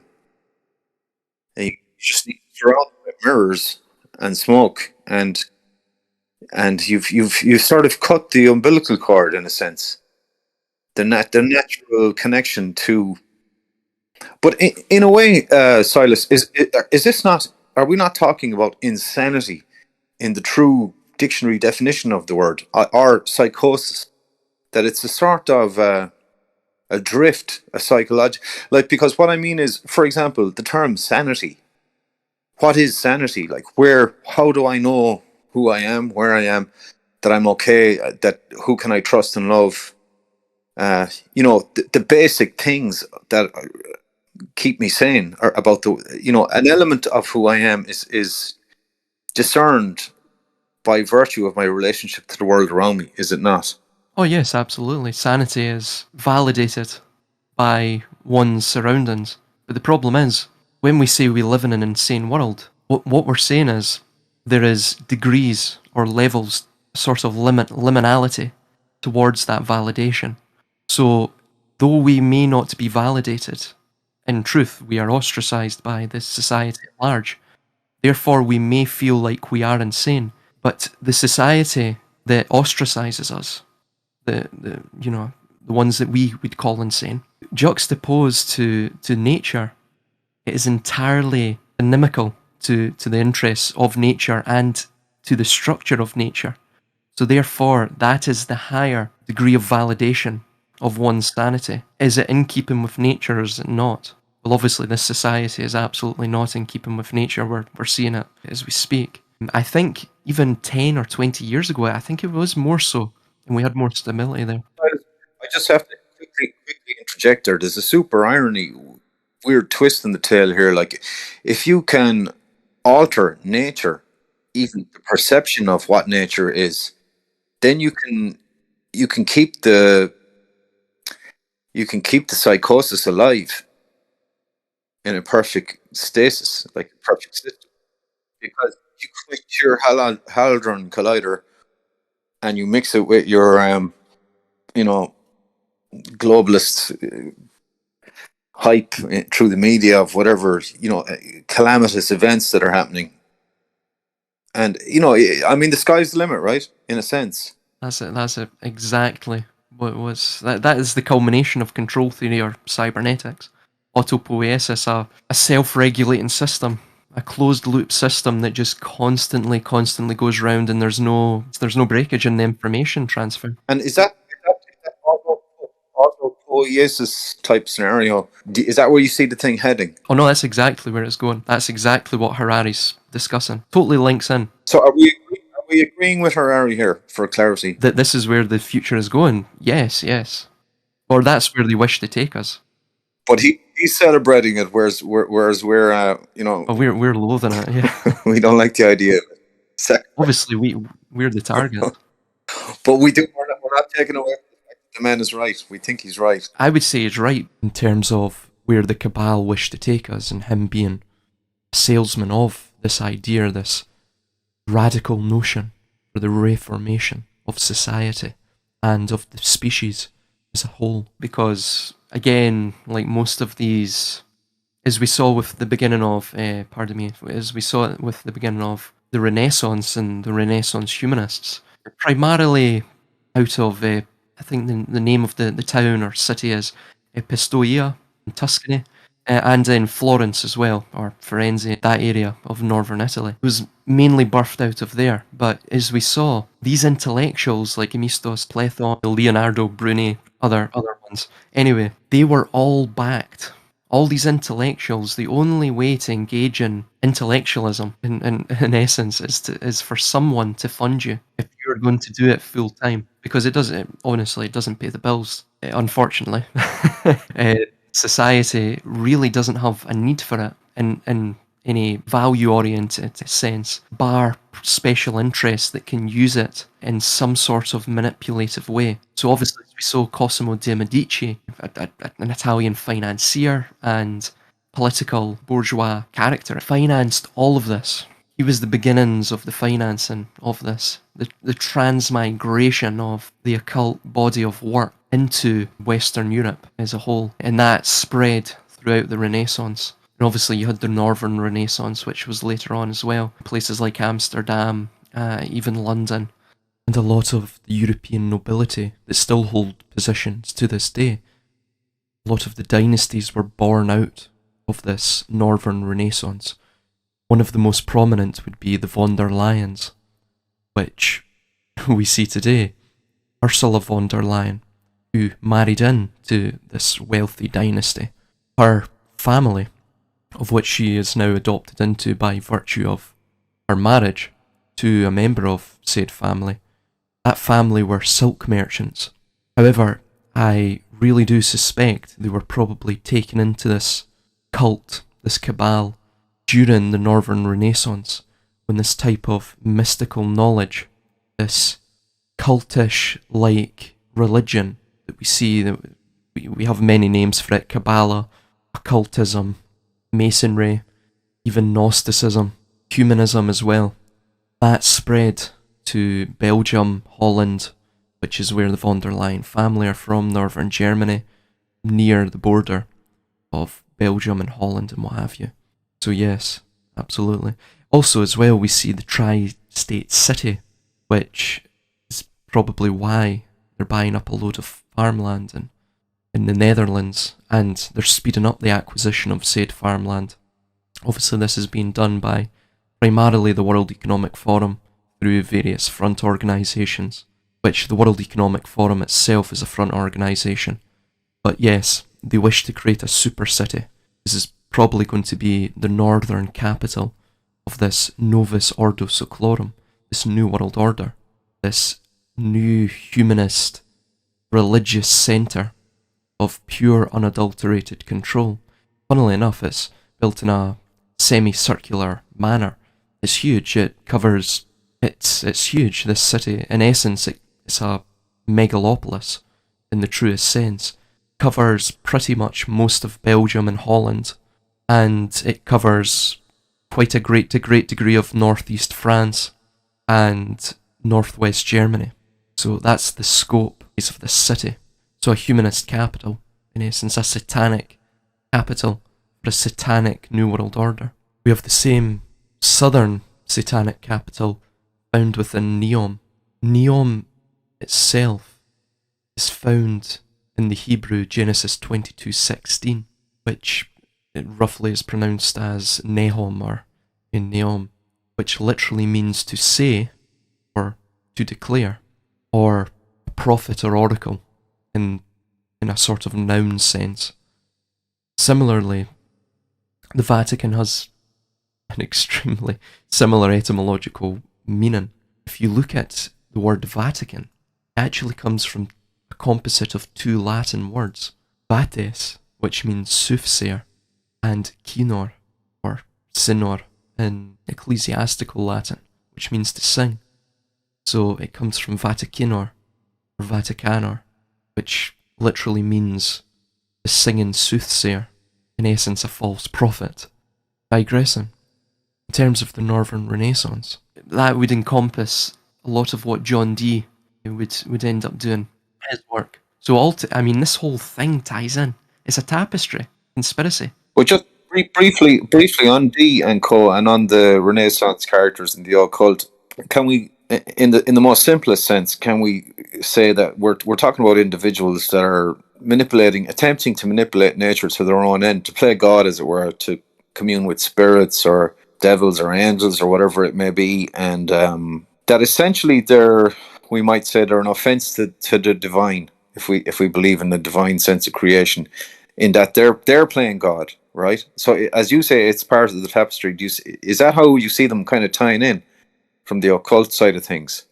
That the mentality, the guiding mentality under it all is, I'm not happy with this setup. I want to I want that girl, or I want to be rich, or I want my dead, and I'm going to go to a crystal ball or a demon, or I'm going to sacrifice a goat or some people or whatever it is to appease my God to get that to happen. So is that kind of the underlying mentality? Is they're that venal and that driven by their most base instincts that they go to that kind of level, that they're prepared to go there, and not only prepared to go there, it's like they're thirsty for that kind of way of. Oh, well, absolutely, yeah. Well, it's all about knowledge. That's what it is all about. I mean, even social media, the internet, everything we're discussing here, it's based around information. That's it. Knowledge is power, it's key. The one with the knowledge is the one that controls society. Knowledge is far, far more advantageous to power than a million or 100 million swords will ever be. Knowledge can cut deeper than any sword could ever. I mean, this is the sort of irony of the entire world. But that being that, it is the spiritual elements, the mental elements that are of higher importance than just the physical. Again, this ties into, for example, if you're going to annex a city, you can't just send in troops and, waste the city. Because again, what's the point of conquering it? You've just destroyed the productivity of said city. The way to do it is by this idea of hearts and minds. You have to persuade people via information and via a sort of mimetic spin on information. Propaganda, that's what we call it. But what they're attempting to do, the reason they don't need the majority of people, I'm sorry, I may be going on a tangent here, is because with the computer systems that they have now and will have in the future, I mean, if we just look at it on a linear trajectory, the processing and memory capacity, processing capabilities, pardon, are not there to deal with essentially the exponential rise from the population levels we have now, where they will go in basically the future. They're going to, obviously, as we know, it'll go into the tens, hundreds of billions probably. That's the way population growth in essence works. They can slow it down, but it's largely it's all based around they have to get rid of the chains of reproduction, the sort of nodes of reproduction itself. But is your view that the one of the main reasons for the proposed reduction or mooted reduction of population numbers is to basically have a more controllable society? Is because then the computer, as you were kind of intimating there, the computer processing power will be able to handle less people. Is that what you're saying? It'll be far more accurate. All algorithms are far more accurate. If you take, especially with even with the predictable human that they're wishing to create, even that would be still quite a complex creature. So to make it even far more predictable, far more foolproof, if you will, they require a smaller sample to begin with, because obviously population is exponential. It grows exponentially. So therefore, they have to begin with a smaller sample to give themselves as much of a chance as possible to innovate in terms of processing capacity and memory capacity, and obviously the materials required to create said computer systems which maintain these algorithms and process the information from society itself. But if what we're talking about here is correct, right?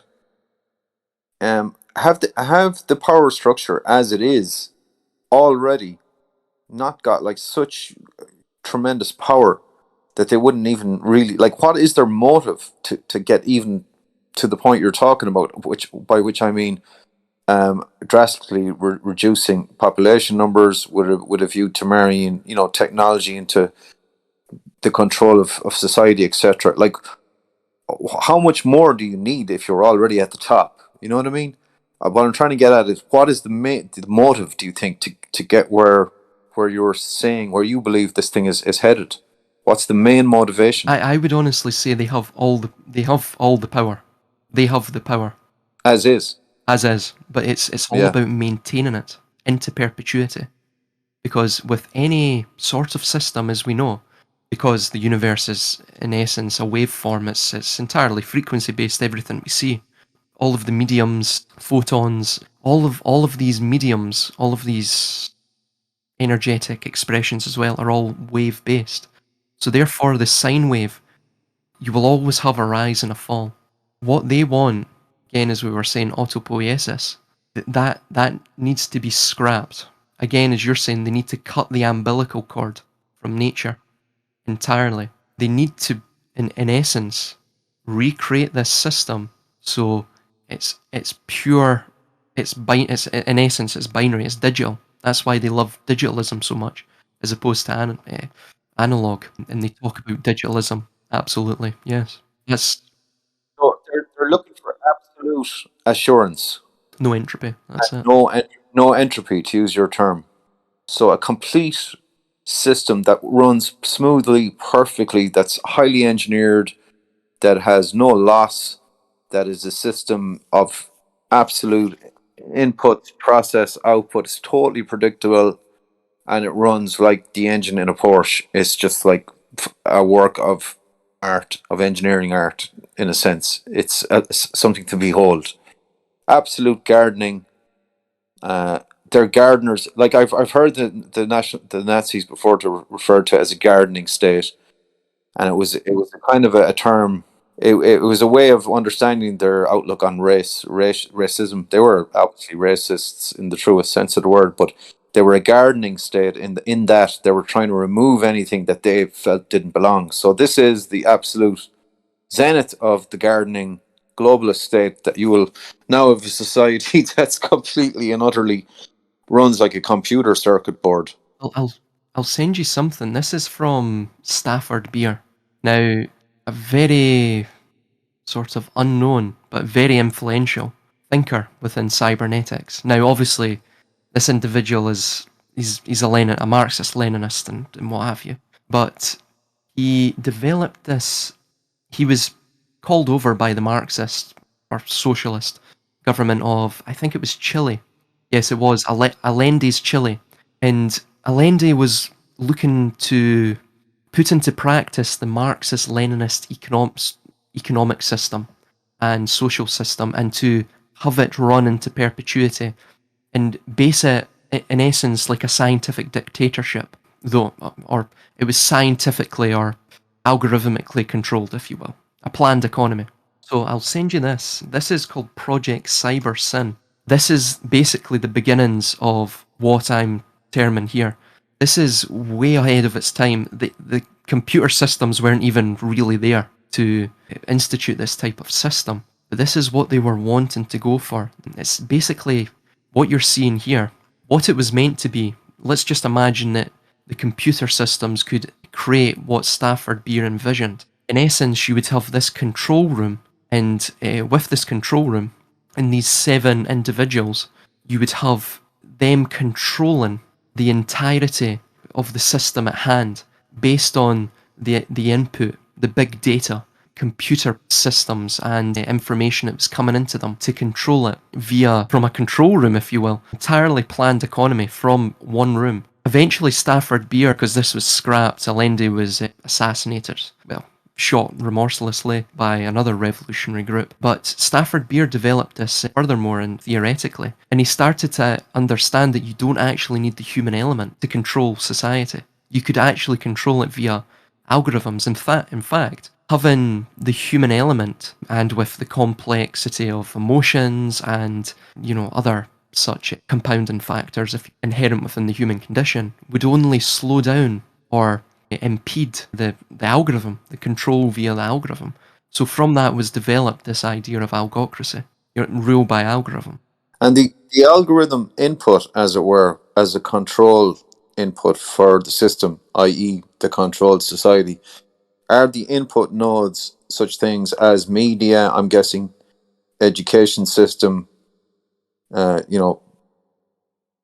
or what are the inputs as you understand it? As I saw an illustration by, I'll see if I can find it, because Stafford Beer created an illustration of this. But Beer's concept is for social control, is that correct? Or control of it? Social and economic control. So basically, control of the society is yes. So this is sort of different, but if you can sort of get this idea of what he's. This isn't it, but it was similar to this.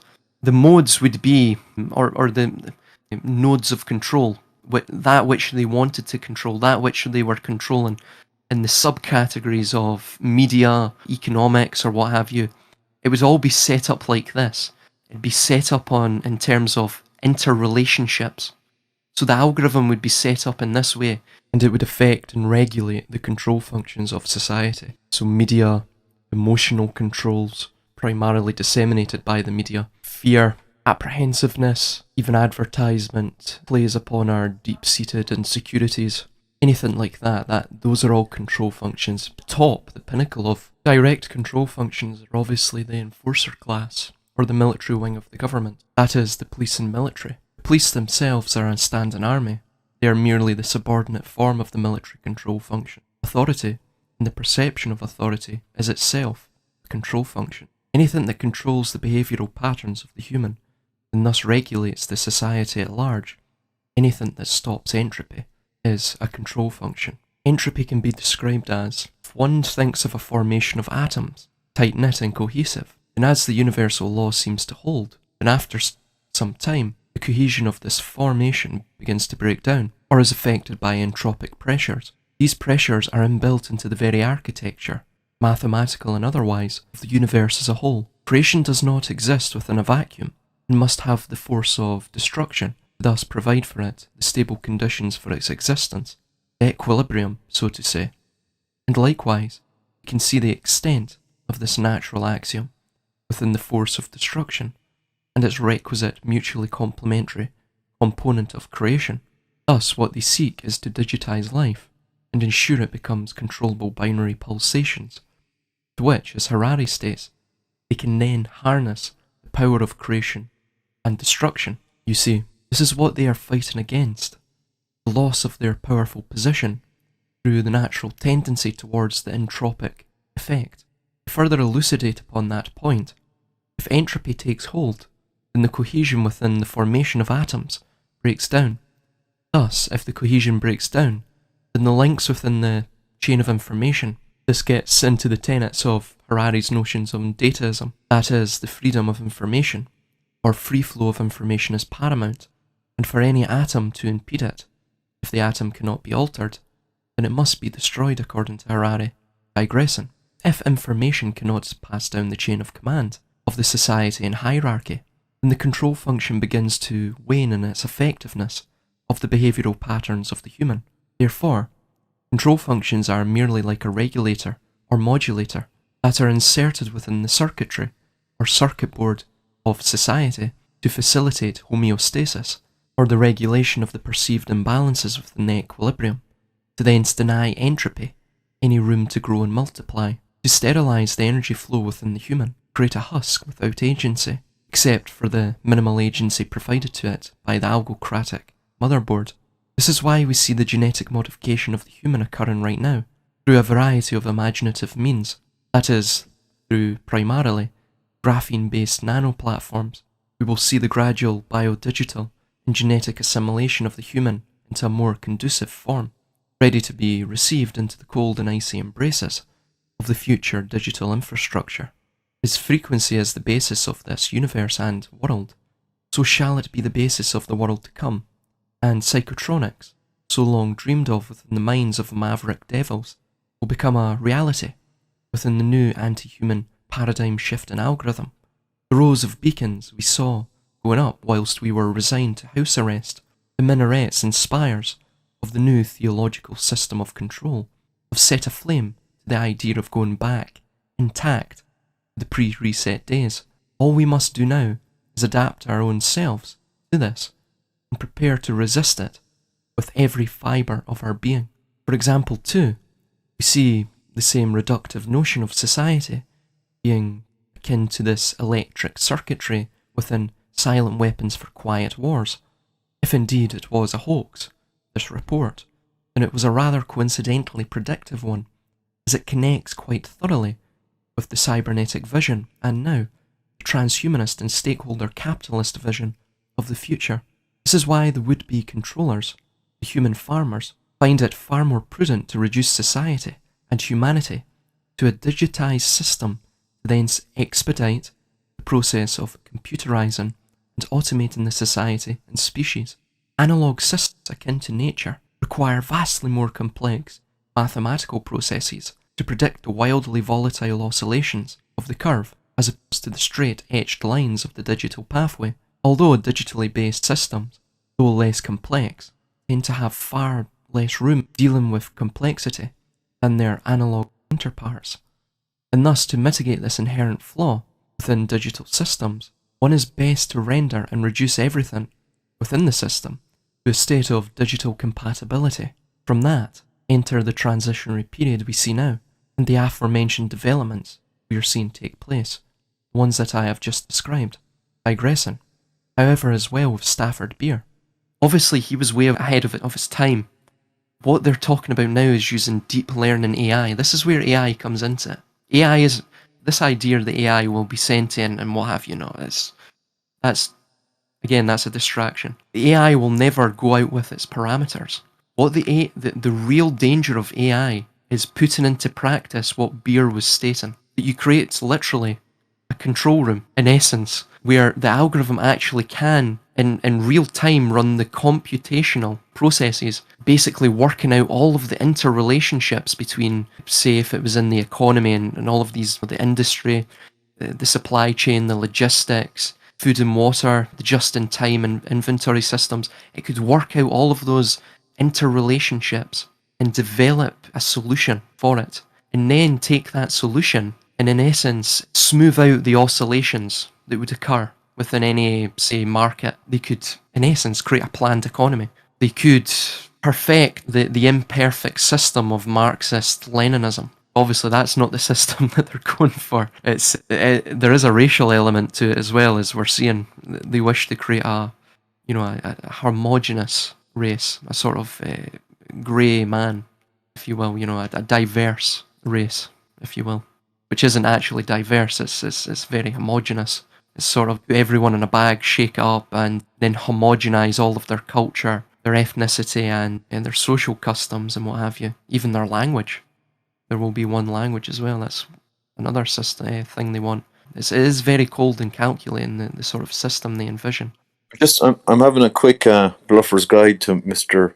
Stafford Beer here on Wikipedia, and he's a very interesting character, someone I hadn't actually heard about before. The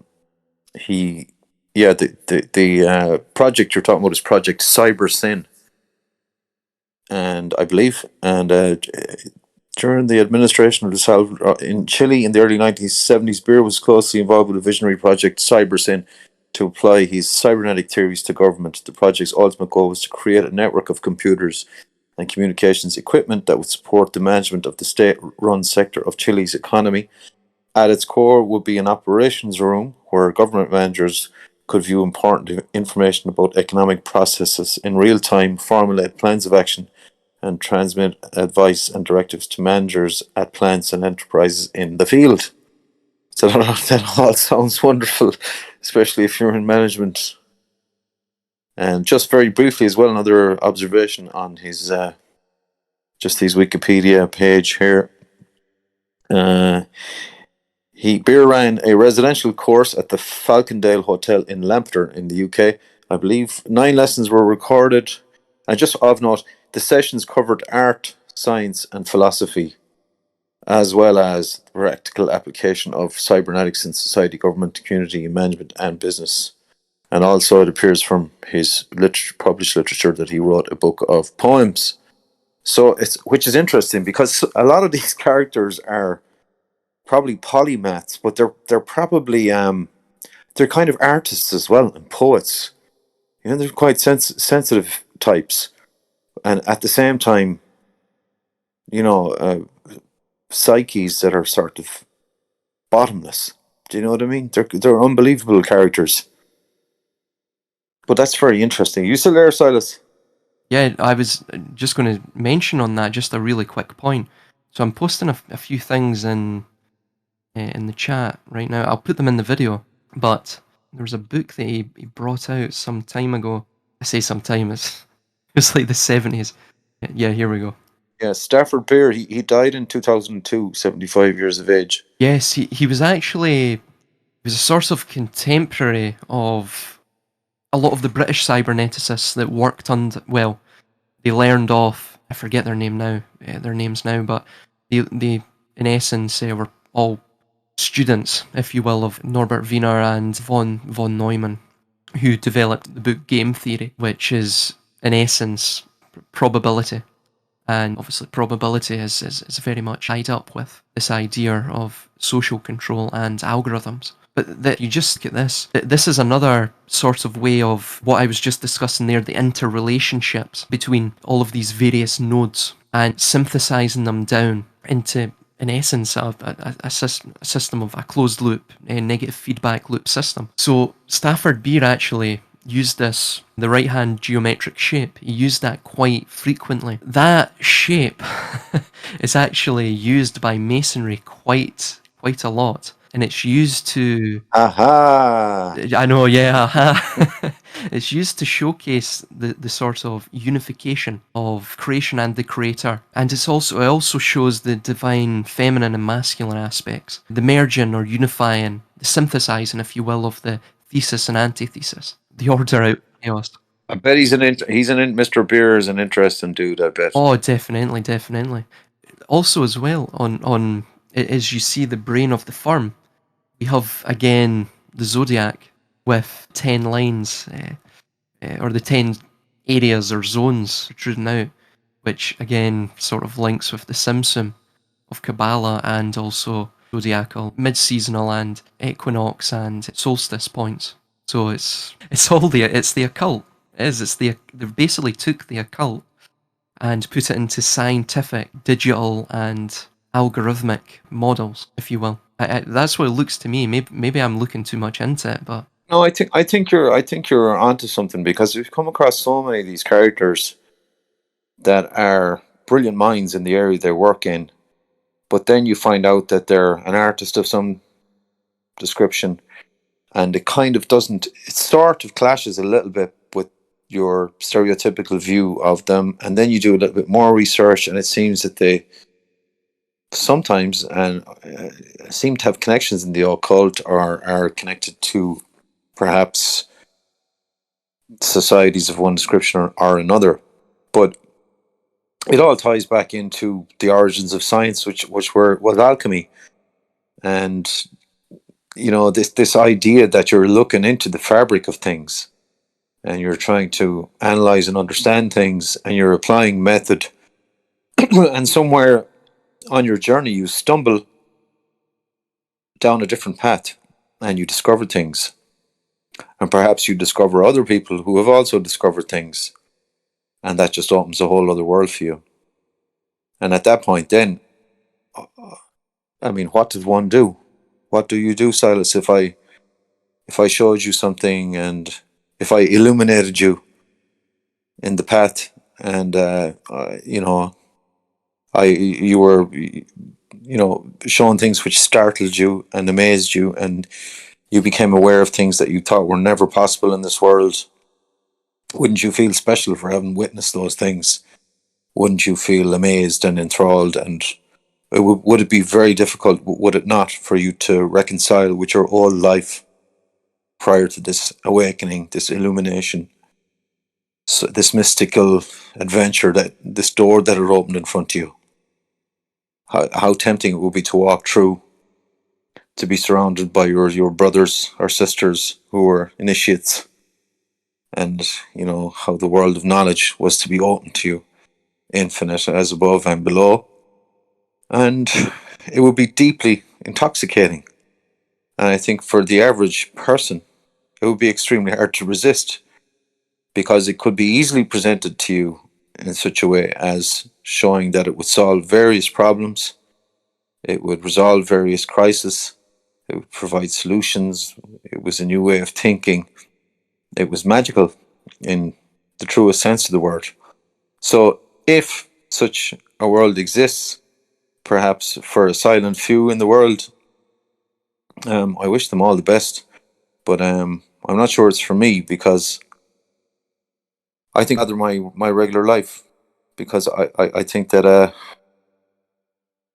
it would be such a poison chalice in a way, and that kind of power ultimately must corrupt, as we're humans ultimately, and so I think it, but I can see the excitement of it, that almost childlike sense of wonder and curiosity, and but it's like somebody doing a drug for the first time.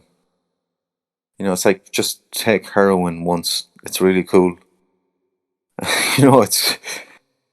It's but I see the folly of it too. There's a folly in there somewhere, and one is blinded by one's own hubris, really, and naivety, and grandiose sense of ego, and all these things come into play. But to go back to the actual point, and this is to cast no aspersion on Mr. Stafford Beer. Maybe he was an absolutely genial person, and we were being very, very unkind. Oh no! I've seen some interviews with him, and I actually have to admit I feel sorry for him, because at the end of his life, he sort of was many of his theories, and if you were to put them into business terms of running a business and management theory, it works extremely well. It's the problem is when it's applied to in another sense for social control.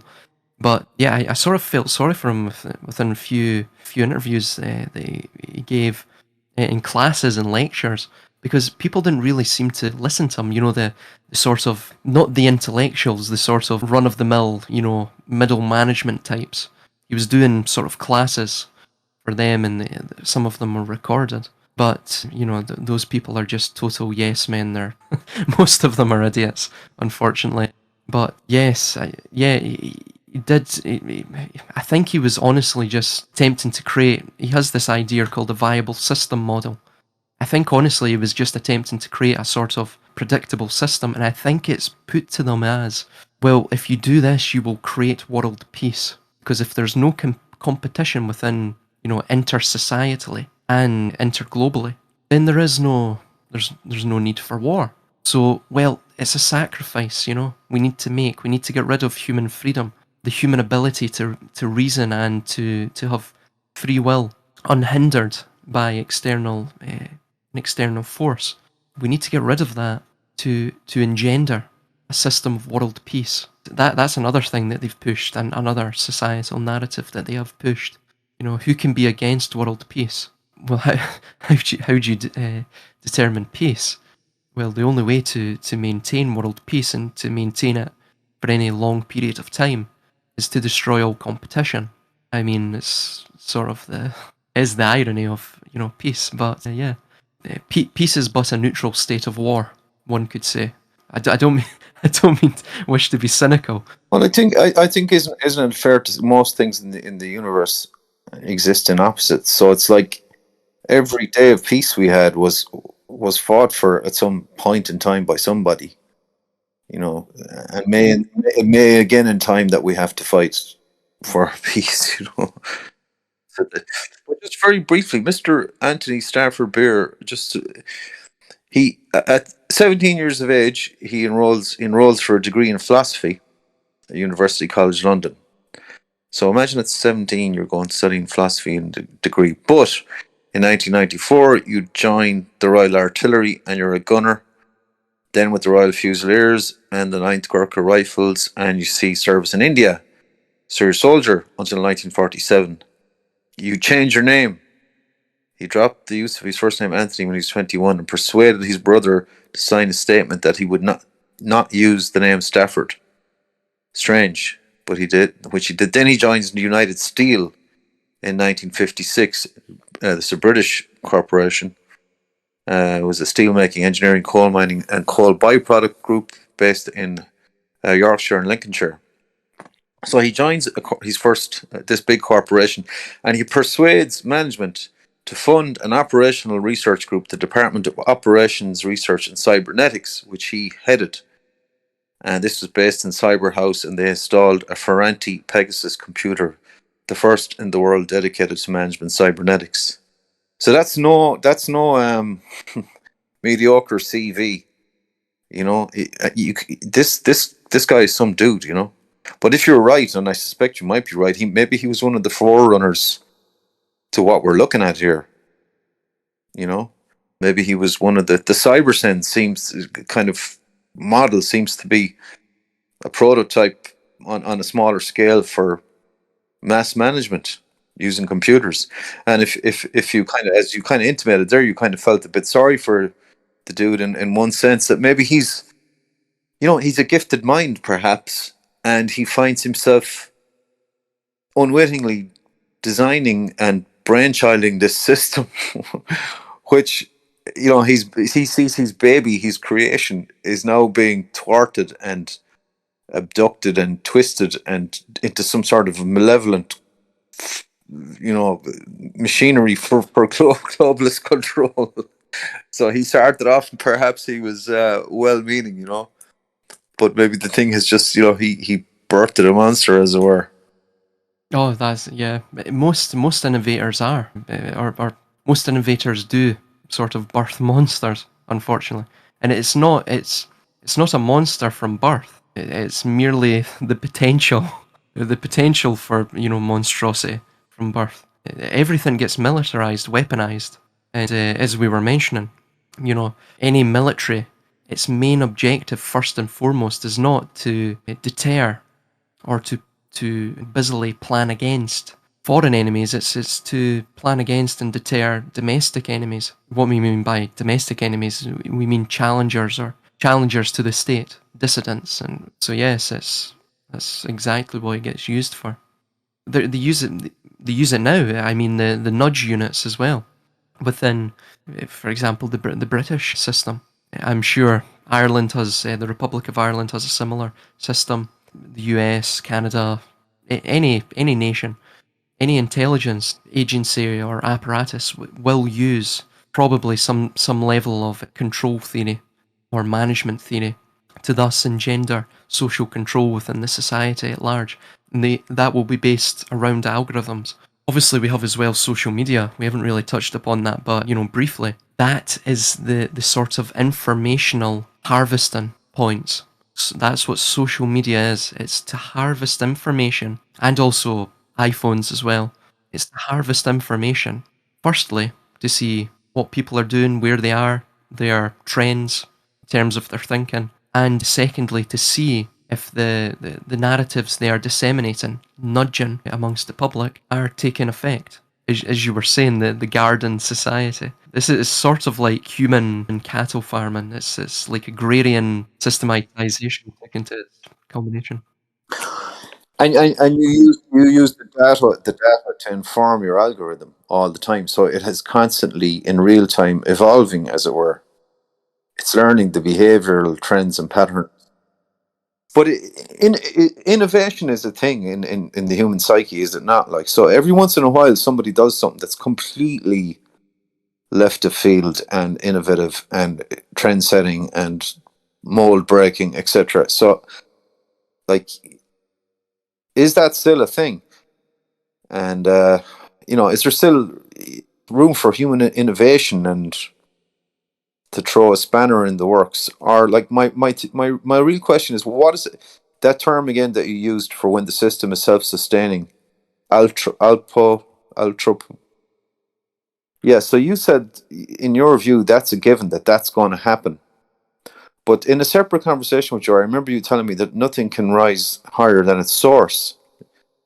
So if you have the system that is self-sustaining,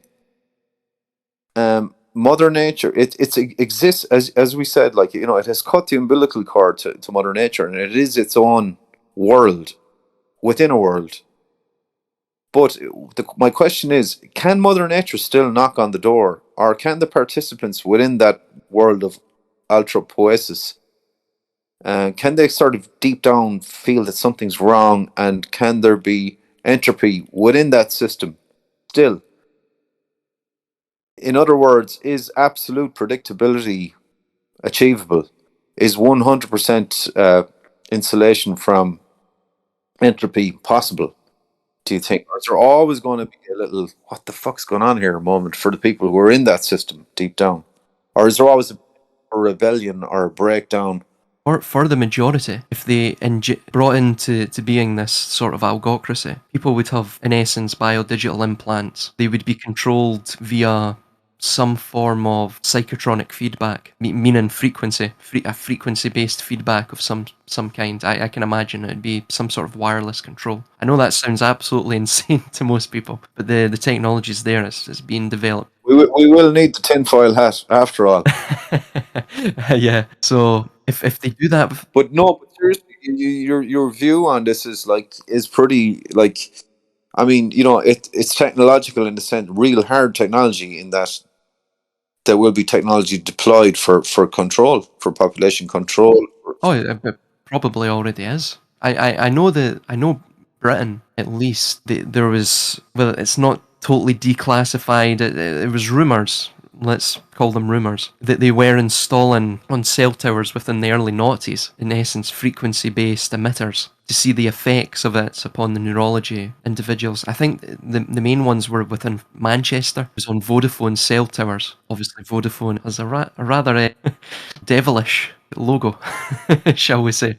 But that's just an aside note. Yes, for the majority, yeah, there will be it will be total predictability, because they will control you. This new religion will be instituted and enforced via, again, this sort of autopoiesis via frequency-based technology, biodigital implants of some kind. I know that sounds fantastical, but they are developing technology. Well, it is and it isn't. I mean, it is and it isn't. In the one sense, it really is like, it has the sound of the stereotypical schizophrenic symptoms. I'm Napoleon Bonaparte, and I'm getting signals through the radio. They've been they've been sent into my mind, and I'm getting messages. But in a weird way, who knows? Maybe the schizophrenics of old were actually, the shamans trying to tell us what was going down. You know what I mean? In a weird way. I mean, all bets are off, I think, Silas, in a sense, because the technology is advancing exponentially, and that's just what we understand. I mean, we don't really know what's at the cutting edge of stuff, or where the planning is, or the thinking is. And we can imagine great minds, like Mr. Beer and co.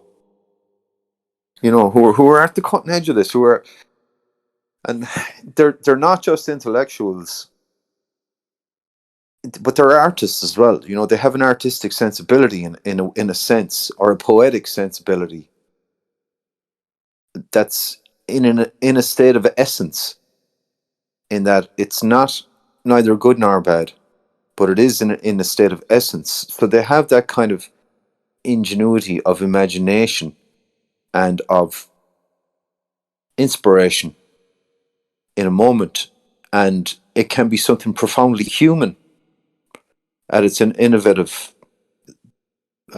point, but it can be thwarted and twisted. That's our worry here. I think that this innovation has been and is twisted and thwarted toward this ambition that we're talking about. Oh yeah, this Machiavellian ambition. But I don't think like, if we were on the inside, Silas, we would not consider ourselves to be Machiavellian. I think we would be considering ourselves we're saving humanity from war, from famine, from strife, from the humdrum plod of mediocrity. Oh yeah, I would absolutely agree with that. In the intellectual class that are, in essence, pushing, well, they're innovating for this agenda, they justify it within their minds, the defense, the loyalty to this agenda, because of these, in essence, ethical concerns that they probably have, though have most likely been implanted within their mind via some sort of indoctrination. World peace. We will achieve world peace. But who controls the world peace? Who regulates the world peace? Yes. They don't ask themselves that. But maybe they do. Maybe they are happy. You know, they feel, well, the elect, these individuals that are backing me are the elect. But I think as well, there is a system of autopoiesis throughout the majority of society. And it doesn't really control the mind so much as it controls the impulses within the biological system. So we already have that, for example, a company called Vaxis. They're creating the nano patch. Within there, again, funded by Bill Gates, Neuralink, the Tesla Neuralink's very similar to this.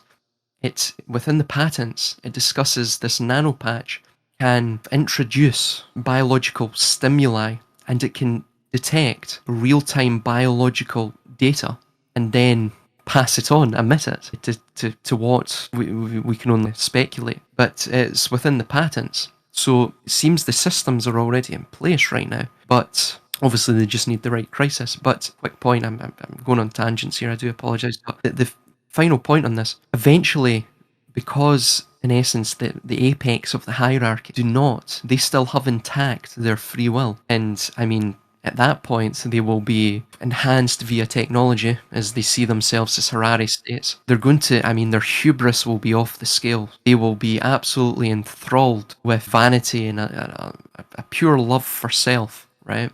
And pleasure. They'll want more. They, they'll want, they will want total power. Eventually, it's going to be like the children of Saturn. They will eat each other, in essence, like the Ouroboros. That will probably create the quote-quote Great Reset, ironically. I think it is going to end in these ambitious cliques fighting each other for, total power. But I do think their system is going to come in some way or manner. But I don't think it's going to last for very long. That's just personally my opinion. But it's going to irrevocably shape the human species from this point onwards. Unfortunately, it's a given at this point, but there is more and more people resisting it. I will say that. If what you're saying is correct, and if um, would you estimate a time scale? Are we talking about 1,000 years, 2,000 years, 500 years? Would you estimate Oh, for the longevity of the for system it to that's be coming in? established, for us to get into the nitty gritty of the hubristic, tyrannical control matrix? I'd say no more than honestly, I would say no more than 3 generations. If the elite, quote quote elite of this coming society, if they still remain entirely human in their exercising of their free will. So by typically 3 generations, because remember, see if they're still exercising their free will, there's still that umbilical cord. They still possess that umbilical cord to nature. They're still But as you intimate there, like if hubris unimagined, hubris unbridled, like hubris on a cocaine binge, is humanity sort of unhinged from, like, severed from nature? Because what is hubris? Like, it's the extremist manifestation of selfhood without boundary. So it's satanic in its nature, if you want to use the kind of Christian term. But it has shunned God and the divine, because one becomes God. It's a true left-hand path initiative, like. So at some point, we the population, are to be liberated from freedom. We're to be liberated from nature, and we're to be liberated from God, as it were, because they are the things which cause the problems. And it's such a weird inversion of nature and normality and the divine and humanity. It's such a weird, bastardized, perverted, inverted twisting of things, that it's a distortion. As you say, it is a distortion, and it is an artistic outlook, and it's a postmodernist distortion of, as somebody said one time, art should venerate nature. Great art should venerate nature in some way. But this besmirches nature. it's horrific, but they've seen beauty in that horror somewhere. They've completely, it's psychotic. It is a sheer form of madness, I Oh, think. yeah, absolutely, yes, absolutely. And this is the problem. I mean, you're absolutely correct. We even see it within the art they promote, the art they seem to enjoy. Well, look at Podesta. Look at the art he was buying. The guy's an absolute psycho. He's a psycho wearing a suit. That's pretty much the government we have running the show right now. Psychos in suits. That sounds like a good name for a film, actually, or a documentary. But yes, the art that they promote is an absolute perversion of nature in the most perfidious sense of that. In truth, the reason they love perverted art is because that's what they're doing themselves, as you're saying. Don't wish to just venerate nature within their governmental structures, their political and psychosocial structures and hierarchies. What they wish to actually do is not venerate it, they wish to remake it. It's like taking the Mona Lisa and sort of scribbling, vandalism on it and then calling it a new system, a glorious ideal, new ideal of the future and what beauty should be and what nature should be and what art should be. And we all look at it, aghast with complete horror and shock. As Foucault stated, it's a heterotopia. It's completely alien to all of our senses, and yet they still persist in it. They are mad. You're absolutely correct. I don't know if you ever remember Viz comic, but there was a cartoon character in Viz comic years ago called Spoiled Bastard. And in every episode, Spoiled Bastard, he was a little kid and he used to go around with his mum, and no matter what his mum would do for him, he'd scream and roar and kick and cry and he'd throw a big tantrum and nothing was good enough. But I kind of get the spoiled bastard syndrome with all of this, that they're the errant child who's been spoiled rotten and there's some kind of deep hate there. You know what I mean? It's almost like a hatred against nature. There's a self-hate there too. That behind all that hubris, there's they can detect the nature in themselves, I think, first and foremost, and they hate it. There's almost like a self-destruction built into it somewhere. That they're an element of creation themselves, and they actually fucking despise themselves deep down. And they would, and that is probably, one of the I suspect, or I'm guessing one of the psychological motivations deep down. And I don't know what has pushed that, because when you try and speak about these things, as you said to me before, to profile these people, but you try to put yourself in their mind space and try to think as they would think and guess, to try and I wonder what it's like for in that headspace, and that's just a feeling I get, that there's some rot in there, man. There's something unhealed. There's some deep scar there. There's something very old there as well. I get this sense of some ancient wound there, like, that perhaps if you went back far enough, where they dethroned from some position, or they lost something, or something was stolen from them, or it's just some deep wound.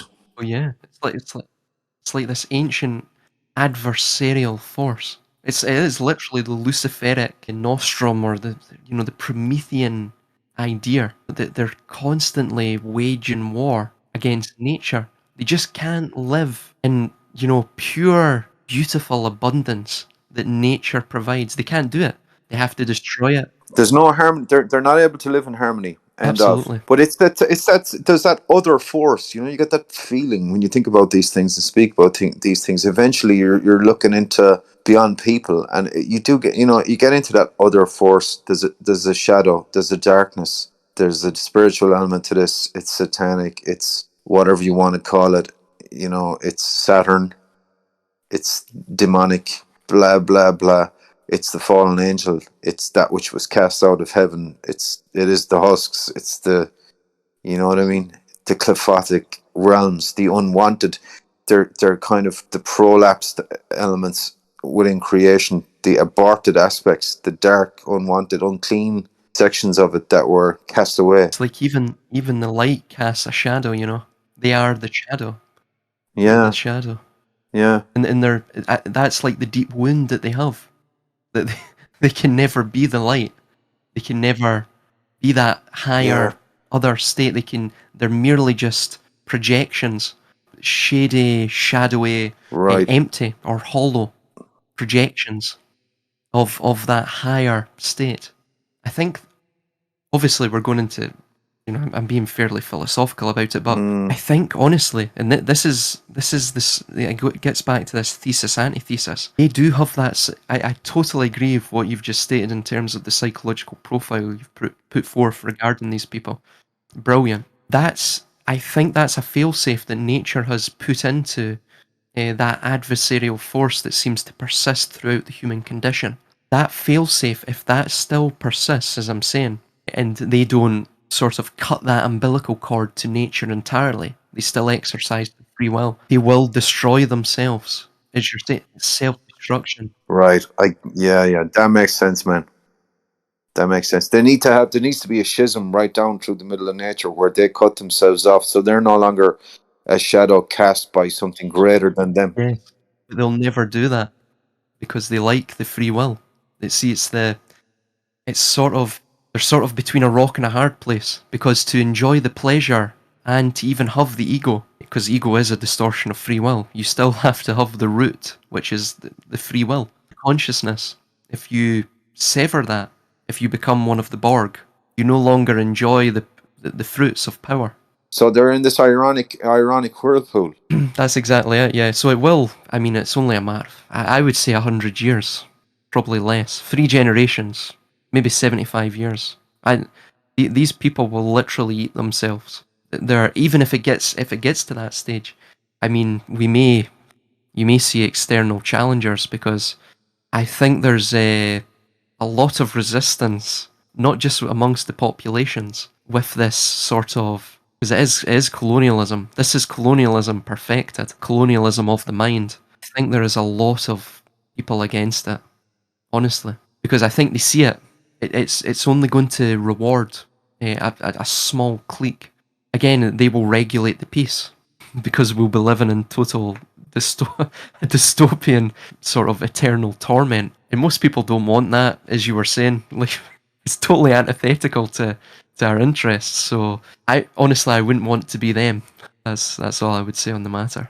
Silas, unless you want any other comment, or I think that was a very interesting conversation. Well, that was fascinating. I think that's been our best conversation thus far. That was fantastic. Well, I really enjoy that idea of looking into something.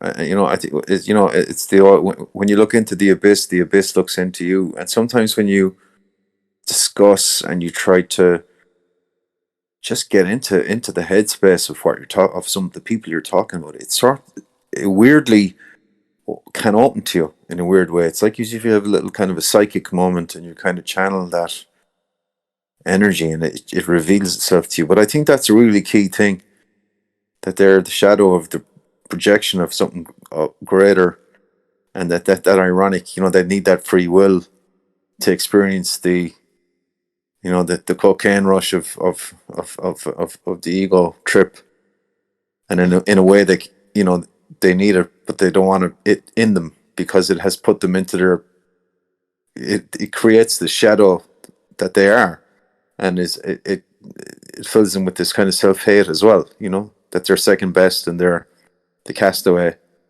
the husk, the original husk, or whatever. So it's very interesting. So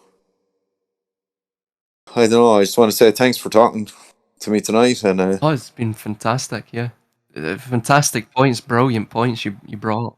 I always learn so much from these conversations, man. yeah, It's awesome. definitely, man. Uh, yeah, likewise, man. And anyone who's listening at this point, thanks for listening to us. I hope you got something for us.